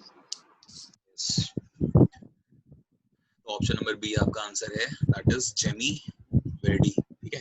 तो जेमी वर्डी जो है इन्होंने अभी अभी प्रीमियर लीग्स में गोल्डन बूट अवार्ड जीत लिया क्योंकि इन्होंने 23 गोल्स मारे, ठीक है। 23 गोल्स मारे हैं और इन्होंने ये अवार्ड जीत लिया है और सबसे ज्यादा मारे हैं। बाकी जो आप देख रहे हो इनके 23 भी नहीं हो पाए, ठीक है।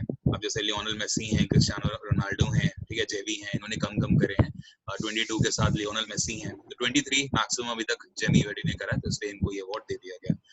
और इसके अलावा अगर मैं आपको बताऊं तो लियोनेल मेसी के बारे में अगर आपने सुना हो तो लास्ट ईयर इनको दिसंबर में इनको वो मिला था, बेस्ट फुटबॉल प्लेयर का अवार्ड भी मिला था ना लास्ट ईयर, लेकिन वो लास्ट ईयर का है तो अब आप भूल ही जाइए उसको, अब नहीं पूछेगा आपसे। और एक होता है बैलन डी'ओर अवार्ड, ये भी इसी में दिया जाता है फुटबॉल में, बैलन डी'ओर। तो बैलन डी'ओर जो अवार्ड है वो भी लियोनेल मेसी को मिला, वो भी लगातार 6ठी बार मिला है। तो ये कुछ क्वेश्चंस जो है वो आपके लिए इंपॉर्टेंट है, जो कि आप ध्यान रख सकते हो। आगे बढ़े, 15 मिनट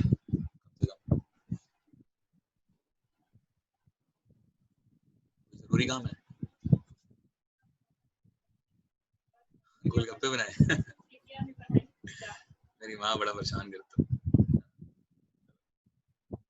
हाँ जी आगे चलते हैं, नेक्स्ट देखिए, मेरी माँ ने आज गोलगप्पे बनाए हैं। Who has become the 7th bowler to take 500 test wickets? बताइए, 500 टेस्ट विकेट्स लेने वाले 7वें बॉलर बन गए, आपको बताना है कि कौन। जी Stuart Broad. कौन से? ये स्टुअर्ट ब्रॉड। अब बता, आपके सारे आंसर सही लग रहे हैं, बढ़िया। अच्छी करंट अफेयर लग रहा, पढ़ लिए। बाकी लोग कहाँ है भाई? देखे जरा कितने पार्टिसिपेंट्स हैं, 17 प्राणी है हमारे बीच में। नहीं आते भाई, जी नहीं आते, नहीं आते ऐसा मत करिए, नहीं आते, आते हैं आप लोगों को, बस थोड़ा सा आपके पास टाइम नहीं है, तो शायद चीजों का आप टाइम नहीं दे पा रहे थे ना, कर लेंगे। अच्छा अभी तो आ रहे हैं ना जब मैं करा रहा हूँ तो? हाँ फिर आ रहे हैं सर। तो अब आप लोग सेम लेवल पे आ गए, सारे लोग, मतलब मेरा और आप लोग का लेवल सबका सेम हो गया ना। चलिए, लेकिन मेरा कभी कभी मन करता है यार एक चीज का, कि जितने करंट अफेयर्स हो गए ना 5-6 दिन के, एक दिन रिवीजन कर लें। हाँ जी सर प्लीज। लेकिन फिर वही चीज आती है कि 24 घंटे 7 दिन हम कैसे करें। चलिए गया। हाँ, तो ये स्टुअर्ट ब्रॉड जो है, इन्होंने 500 टेस्ट विकेट्स ले लिए हैं और ये 7वें बॉलर बने हैं ऐसा करने वाले, ठीक है। और ये कहाँ से आते हैं? इंग्लैंड से, ठीक है। और 7वें अगर ये बने हैं तो टॉप पे कौन है? मुरलीधरन. मुथैया मुरलीधरन, ठीक है, श्रीलंका के। और जब ये रिटायर हुए तो इन्होंने 800 विकेट्स ले लिए थे और इनका ये रिकॉर्ड है, अभी तक तो ब्रेक नहीं हुआ, आगे जाके देखिए क्या होता है, ठीक है। तो 800 विकेट्स ये ले चुके हैं मुथैया मुरलीधरन, और उसके बाद इन्होंने संन्यास ले लिया था। और अगर आपको याद हो तो मुथैया मुरलीधरन को अभी अभी आईसीसी ने एक अवार्ड दिया था, याद है? मुथैया मुरलीधरन को अवार्ड मिला था, कौन सा? और अपने यहाँ से रविंद्र जडेजा को मिला था। ये कौन सा अवार्ड मिला था? याद नहीं हो रहा, मतलब रिवीजन नहीं हो रही चीज है ना। किरण जी क्या अवार्ड मिला? सर याद नहीं है। श्वेता जी कौन सा अवार्ड मिला? सर नहीं पता। मंजू जी? सर मेरे आगे नहीं हुआ। So ये क्या नहीं हुआ? विजडन अवार्ड था क्या? विजडन ने दिया था, मैगजीन का नाम तो विजडन है, विजडन नहीं दिया है। बताइए नाम क्या है उसका? हालांकि आईसीसी देती है, नाम बस विजडन का जाता है, वो तो पत्रिका का नाम है ना। Cricketer of the year. क्या ग्रेटा? क्रिकेटर ऑफ द ईयर यही होगा ना Wisden. Cricketer of the year, cricketer of the year. और कौन कौन है हमारे बीच में? आयुषी सक्सेना जी, एकता जी, हीना जी, बताएंगे कोई? यार आज ये लोग नहीं है, हिमांशु वगैरह।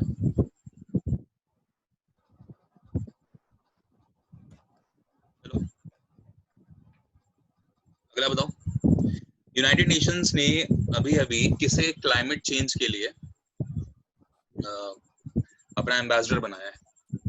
वो भी इनकी यूनाइटेड नेशंस की एक यूथ एडवाइजरी ग्रुप है, उसका एम्बेसडर बनाया है, या फिर आप कह लीजिए उसमें शामिल कर लिया है। नाम? Sir D. अर्चना सोरेन। पढ़ा है नाम आपने? हाँ सर. क्या है? Netra. Option number B. Sir A Dia Mirza? नहीं मैम, वो तो गुडविल एम्बेसडर है क्लाइमेट के लिए। Option number D, that is Archana Soren. ठीक है। तो अर्चना सोरेन को यूनाइटेड नेशंस ने अपने यूथ एडवाइजरी ग्रुप में सिलेक्ट करा है और ये भारत से आती हैं, ठीक है, और एम्बेसडर भी बनाया है यूथ एडवाइजरी के लिए। अब आपको इससे रिलेटेड कुछ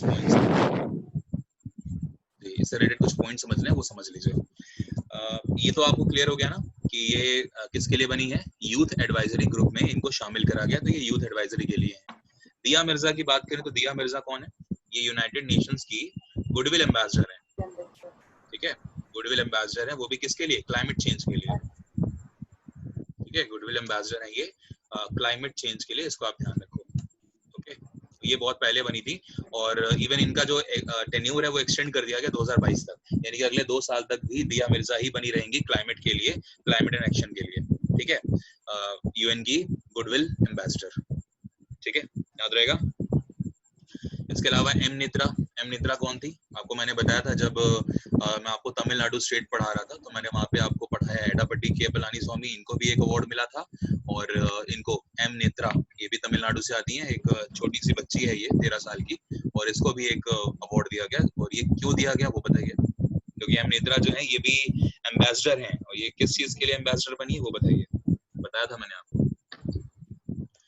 यूनाइटेड नेशन का एक एसोसिएशन है डेवलपमेंट के लिए, तो यूनाइटेड नेशंस एसोसिएशन, प्लीज याद रखिए, जरूरी नाम है ये, United Nation Association for development and peace, development and piece.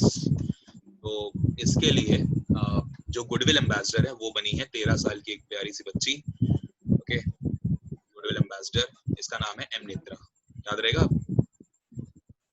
Okay, तो United Nation Association for development and peace, इसके लिए गुडविल एम्बेसडर बनी है एम नेत्रा, और क्लाइमेट चेंज के लिए गुडविल एम्बेसडर बनी हुई थी दिया मिर्जा, काफी टाइम से हैं, और इनका टेन्योर भी एक्सटेंड कर दिया गया अगले 2 साल के लिए, क्लियर है। और ये अशोक लवासा की अगर बात करें, अशोक लवासा कौन थे, ये भी मैंने आपको बताया है सर, आशियान के एमडीसीओ। आशियान में तो एमडीसी होता नहीं है मैम, एमडीसीओ हमेशा लगाते हैं किसी पीएसयू बेस्ड बैंक के लिए, या फिर कोई अगर पब्लिक सेक्टर बैंक है उसके लिए, या पीएसयू के लिए,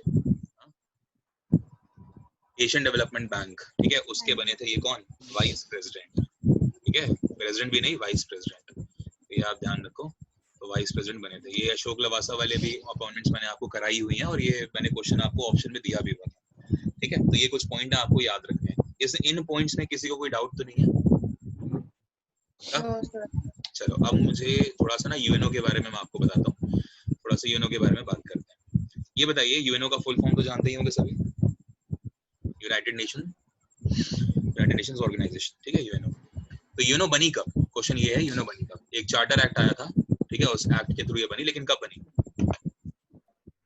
24 अक्टूबर 1945 में, 24 अक्टूबर 1945 को यूएनओ का गठन हुआ, यूएनओ बन के तैयार हो गई, ठीक है ना। आपको अगर पता हो तो इससे पहले एक संस्था थी जो इसके नाम पे काम करती थी, पता आपको? यूएनओ से पहले भी एक संस्था थी, नाम बता सकते हैं?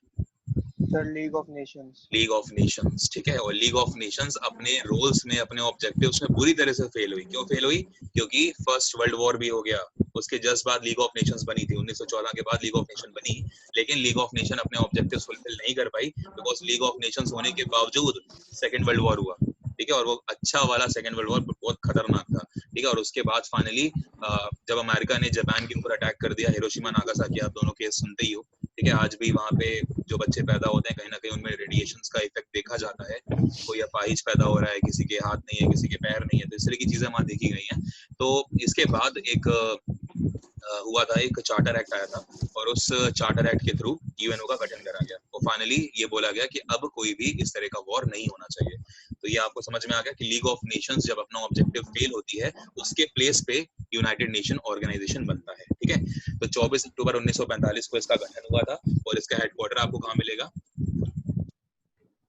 न्यूयॉर्क में। न्यूयॉर्क में मिलेगा, है ना, न्यूयॉर्क सिटी, ठीक है, ये आपको पता होना चाहिए। न्यूयॉर्क की स्पेलिंग ठीक है? Yes sir. और इसके अलावा अगर हम बात करें तो इस समय इसके हेड कौन है, प्रेसिडेंट कौन है बताइए? प्रेसिडेंट नहीं कहते, यहाँ पे सेक्रेटरी जनरल होता है, प्रेसिडेंट नहीं कहते, सेक्रेटरी जनरल बोलता है, नाम है अलग अलग, ठीक है। सेक्रेटरी जनरल कौन है इस समय? अगर आपको याद हो तो वो कुछ टाइम पहले ही अपॉइंटमेंट थी इनकी, कुछ साल पहले, क्या नाम है? Antonio Guterres. एंटोनियो गुटेरेस, ठीक है, एंटोनियो गुटरेस। गुटरेस की स्पेलिंग होती है GUTERRES, ठीक है। एंटोनियो गुटरेस जो कि पुर्तगाल से हैं, यानी कि पुर्तगाल से हैं, ठीक है। एंटोनियो गुटरेस कहाँ से हैं? पुर्तगाल से। और एंटोनियो गुटरेस हो गए। इसके अलावा यूनाइटेड नेशंस डे कब मनाते हैं? ये तो आपको पता ही लग गया होगा, 24 अक्टूबर को यूनाइटेड नेशंस डे मनाया जाता है ना, क्योंकि इसी दिन ये बना था। इसके अलावा कोई अगर आपसे पूछा जाए, अच्छा भारत के उस प्राइम मिनिस्टर का नाम बताइए, और वो एकमात्र प्रधानमंत्री हैं भारत के जिन्होंने यूनाइटेड नेशंस के जनरल असेंबली में, ठीक है, भाषण दिया हुआ है, वो भी हिंदी में। अब्दुल कलाम। जी, तो कलाम साहब को तो आती नहीं हिंदी।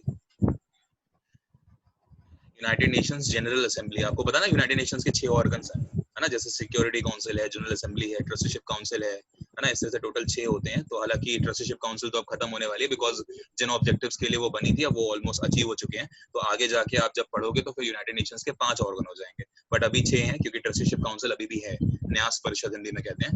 तो जनरल असेंबली की बात हो रही है, महासभा की बात हो रही है, संयुक्त राष्ट्र महासभा, that is United Nations General Assembly. तो याद रखो अटल बिहारी वाजपेयी, ठीक है। तो अटल बिहारी वाजपेयी भारत के एकमात्र प्रधानमंत्री जिन्होंने जाके यूनाइटेड नेशंस जनरल असेंबली में हिंदी में भाषण दिया, ठीक है। हालांकि एक भाषण इससे पहले दिया जा चुका है एक इंडियन की तरफ से, उनका नाम पता है ना आपको? एक शिकागो कन्वेंशन हुआ था, ठीक है, वहां पे यूनाइटेड नेशंस के कई सारे डेलीगेट्स आए, विवेकानंद, जो कि शिकागो में हुआ था ना, वहाँ पे यूनाइटेड नेशंस के कई सारे, हालांकि यूनाइटेड नेशंस उस टाइम पे आप ये कह लीजिए कि मेंबर्स तो वहाँ के गए थे, बट वो पूरी तरह से जनरल असेंबली नहीं थी। बट ये हम जनरल असेंबली की बात कर रहे हैं, ठीक है, ये आप ध्यान रखें। इसके अलावा अच्छा 24 अक्टूबर को एक और इम्पोर्टेंट डे मनाते हैं हम लोग, अगर आपको पता हो तो बहुत इम्पोर्टेंट है। डायबिटीज डे नहीं, वो तो मेरे जन्मदिन वाले दिन होगा।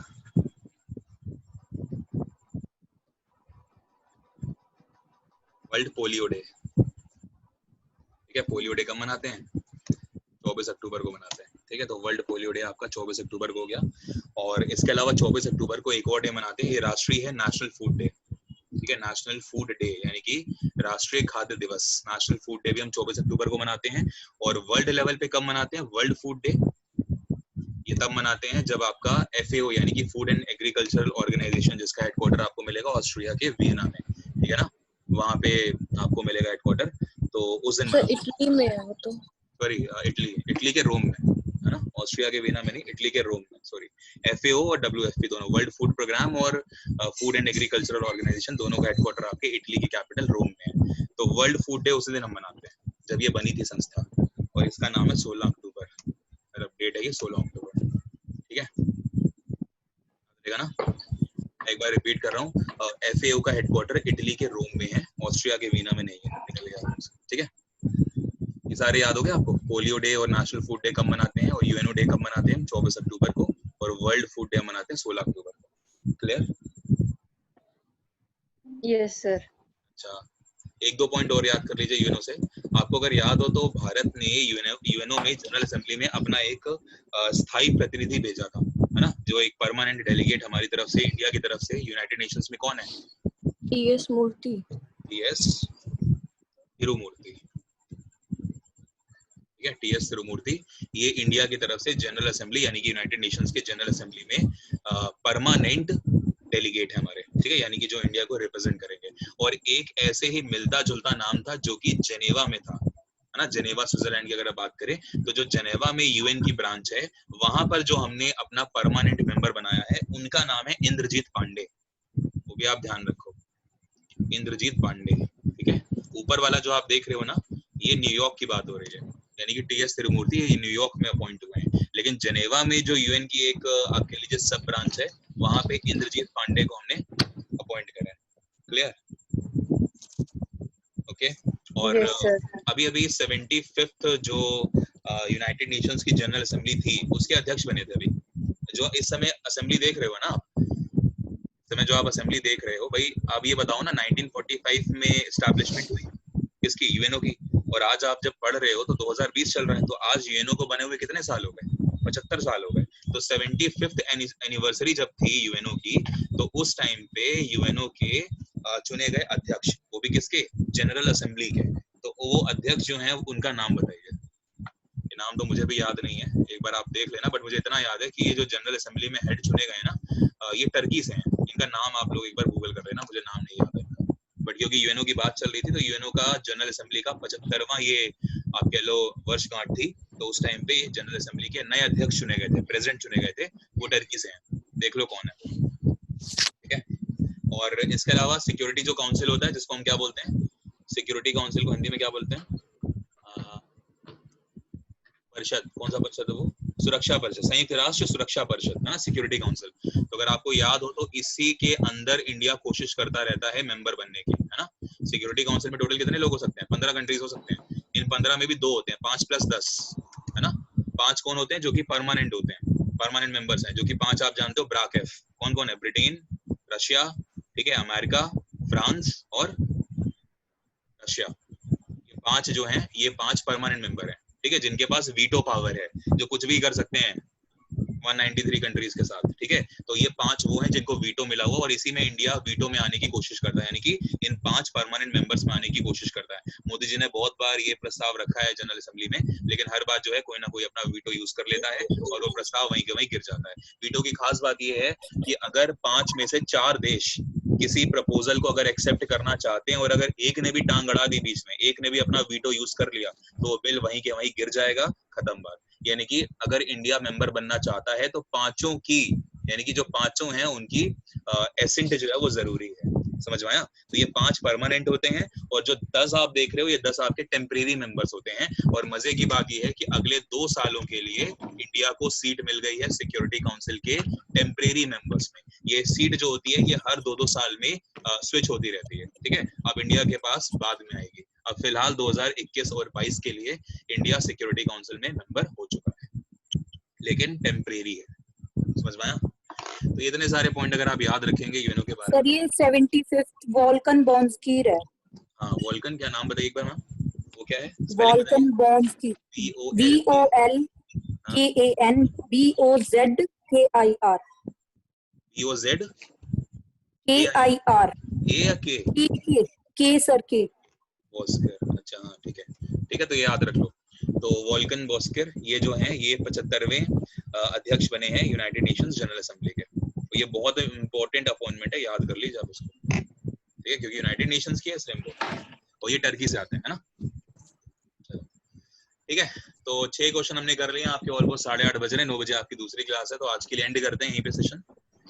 इसके बाद वाले जो करंट अफेयर्स हैं वो मैं आपको पीडीएफ तो भेज दूंगा, आप लोग अपना एक बार कर लेना। 9:30 पर है क्लास।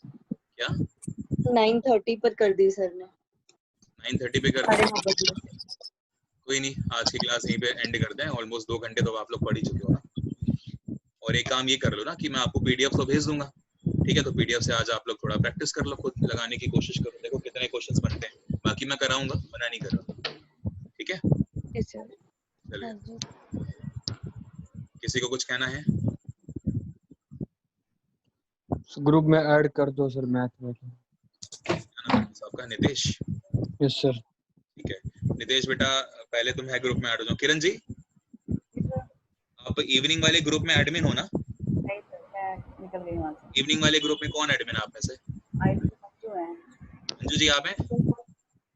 सर देख रही हूँ शायद। मेरे ख्याल आप हो मंजू जी, आप दोनों में से कोई एक है, मुझे याद आ रहा है ऐसा। तो जो भी है प्लीज मुझे ऐड करो, मतलब मुझे उसमें वो कर दीजिए, एडमिन बना दीजिए। आप थे उसमें ऐड पहले? नहीं मैं अभी भी हूँ, लेकिन मैं एडमिन नहीं था। तो कई सारे बच्चे हैं जिनको ना मैथ्स में इशू है, तो पीडीएफ वगैरह सर उसी में भेजते हैं, क्योंकि स्टैटिक वाले में सर नहीं है। सर फिर आप वहाँ की यहाँ भेज दिया करो, हमारे पास नहीं आती। हाँ भाई, इसीलिए मैं देख लूंगा, इसलिए आप मुझे उसमें ना बना दीजिए एडमिन। वैसे सर ने कोई पीडीएफ भेजी है क्या मैथमेटिक्स की? यस सर, कल भेजी है। स्क्रीनशॉट भेजे यार बस। नहीं सर, पीडीएफ भेजी थी पर वो ओपन नहीं हो रही है। अच्छा, वो ओपन नहीं हो रही? Yes sir. हाँ, वो क्योंकि वो पीडीएफ नहीं है, वो कोई और ही फॉर्मेट है उसका, वही मुझे नहीं दिखी। तो एडमिन हो आप? सर ग्रुप इवनिंग बैच में आप एडमिन हो? इवनिंग बैच में मैं एडमिन हूँ, कब से भाई? सर एडमिन हो? ये बनाया आपको एडमिन? मैंने बनाया। वो है यू आर नो एडमिन, अभी बनाया किसी ने मुझे? हाँ सर, मैंने अभी बनाया है। क्या नाम है आपका? आयुषी सर। अच्छा, अभी एडमिन थे क्या? सर चलो ठीक है, थैंक यू। तो नितेश मैं Thank you, आपको sir. ऐड करता हूँ दोस्तों से, ठीक है यस सर। जी। बाकी नितेश मेरे पास बेटा कोई पीडीएफ नहीं है, मैंने आपको जैसे बोला ग्रुप में भी कुछ स्क्रीनशॉट आए हैं जो आपको सर ने पढ़ाए थे, मुझे एक बार सर से बात करनी पड़ेगी, उसके बाद ही आपको मिलेगी पीडीएफ। सर मुझे सर से कुछ बात भी करनी है मैथ वाले से। ठीक है, आपके पास नंबर है उनका? नहीं सर। चलो मैं आपको भी शेयर कर दूंगा, मैंने आपको ऐड कर दिया। Yes sir. चलिए ओके, थैंक यू सर। चलिए एंड करते हैं क्लास को। उम्मीद करता हूँ आपको जो चीजें हैं स्टार्टिंग वाली वो भी अच्छी लगी होंगी, समझ में आई होंगी स्ट्रैटेजी के। Yes sir. पाकिस्तान और चाइना आप लोग समझ गए होंगे अच्छे से थोड़ा आज, और ये 6 करंट अफेयर के क्वेश्चंस, ठीक है। Yes sir. इजाजत दीजिए और कल भी आपकी thank you class sir. Thank you sir.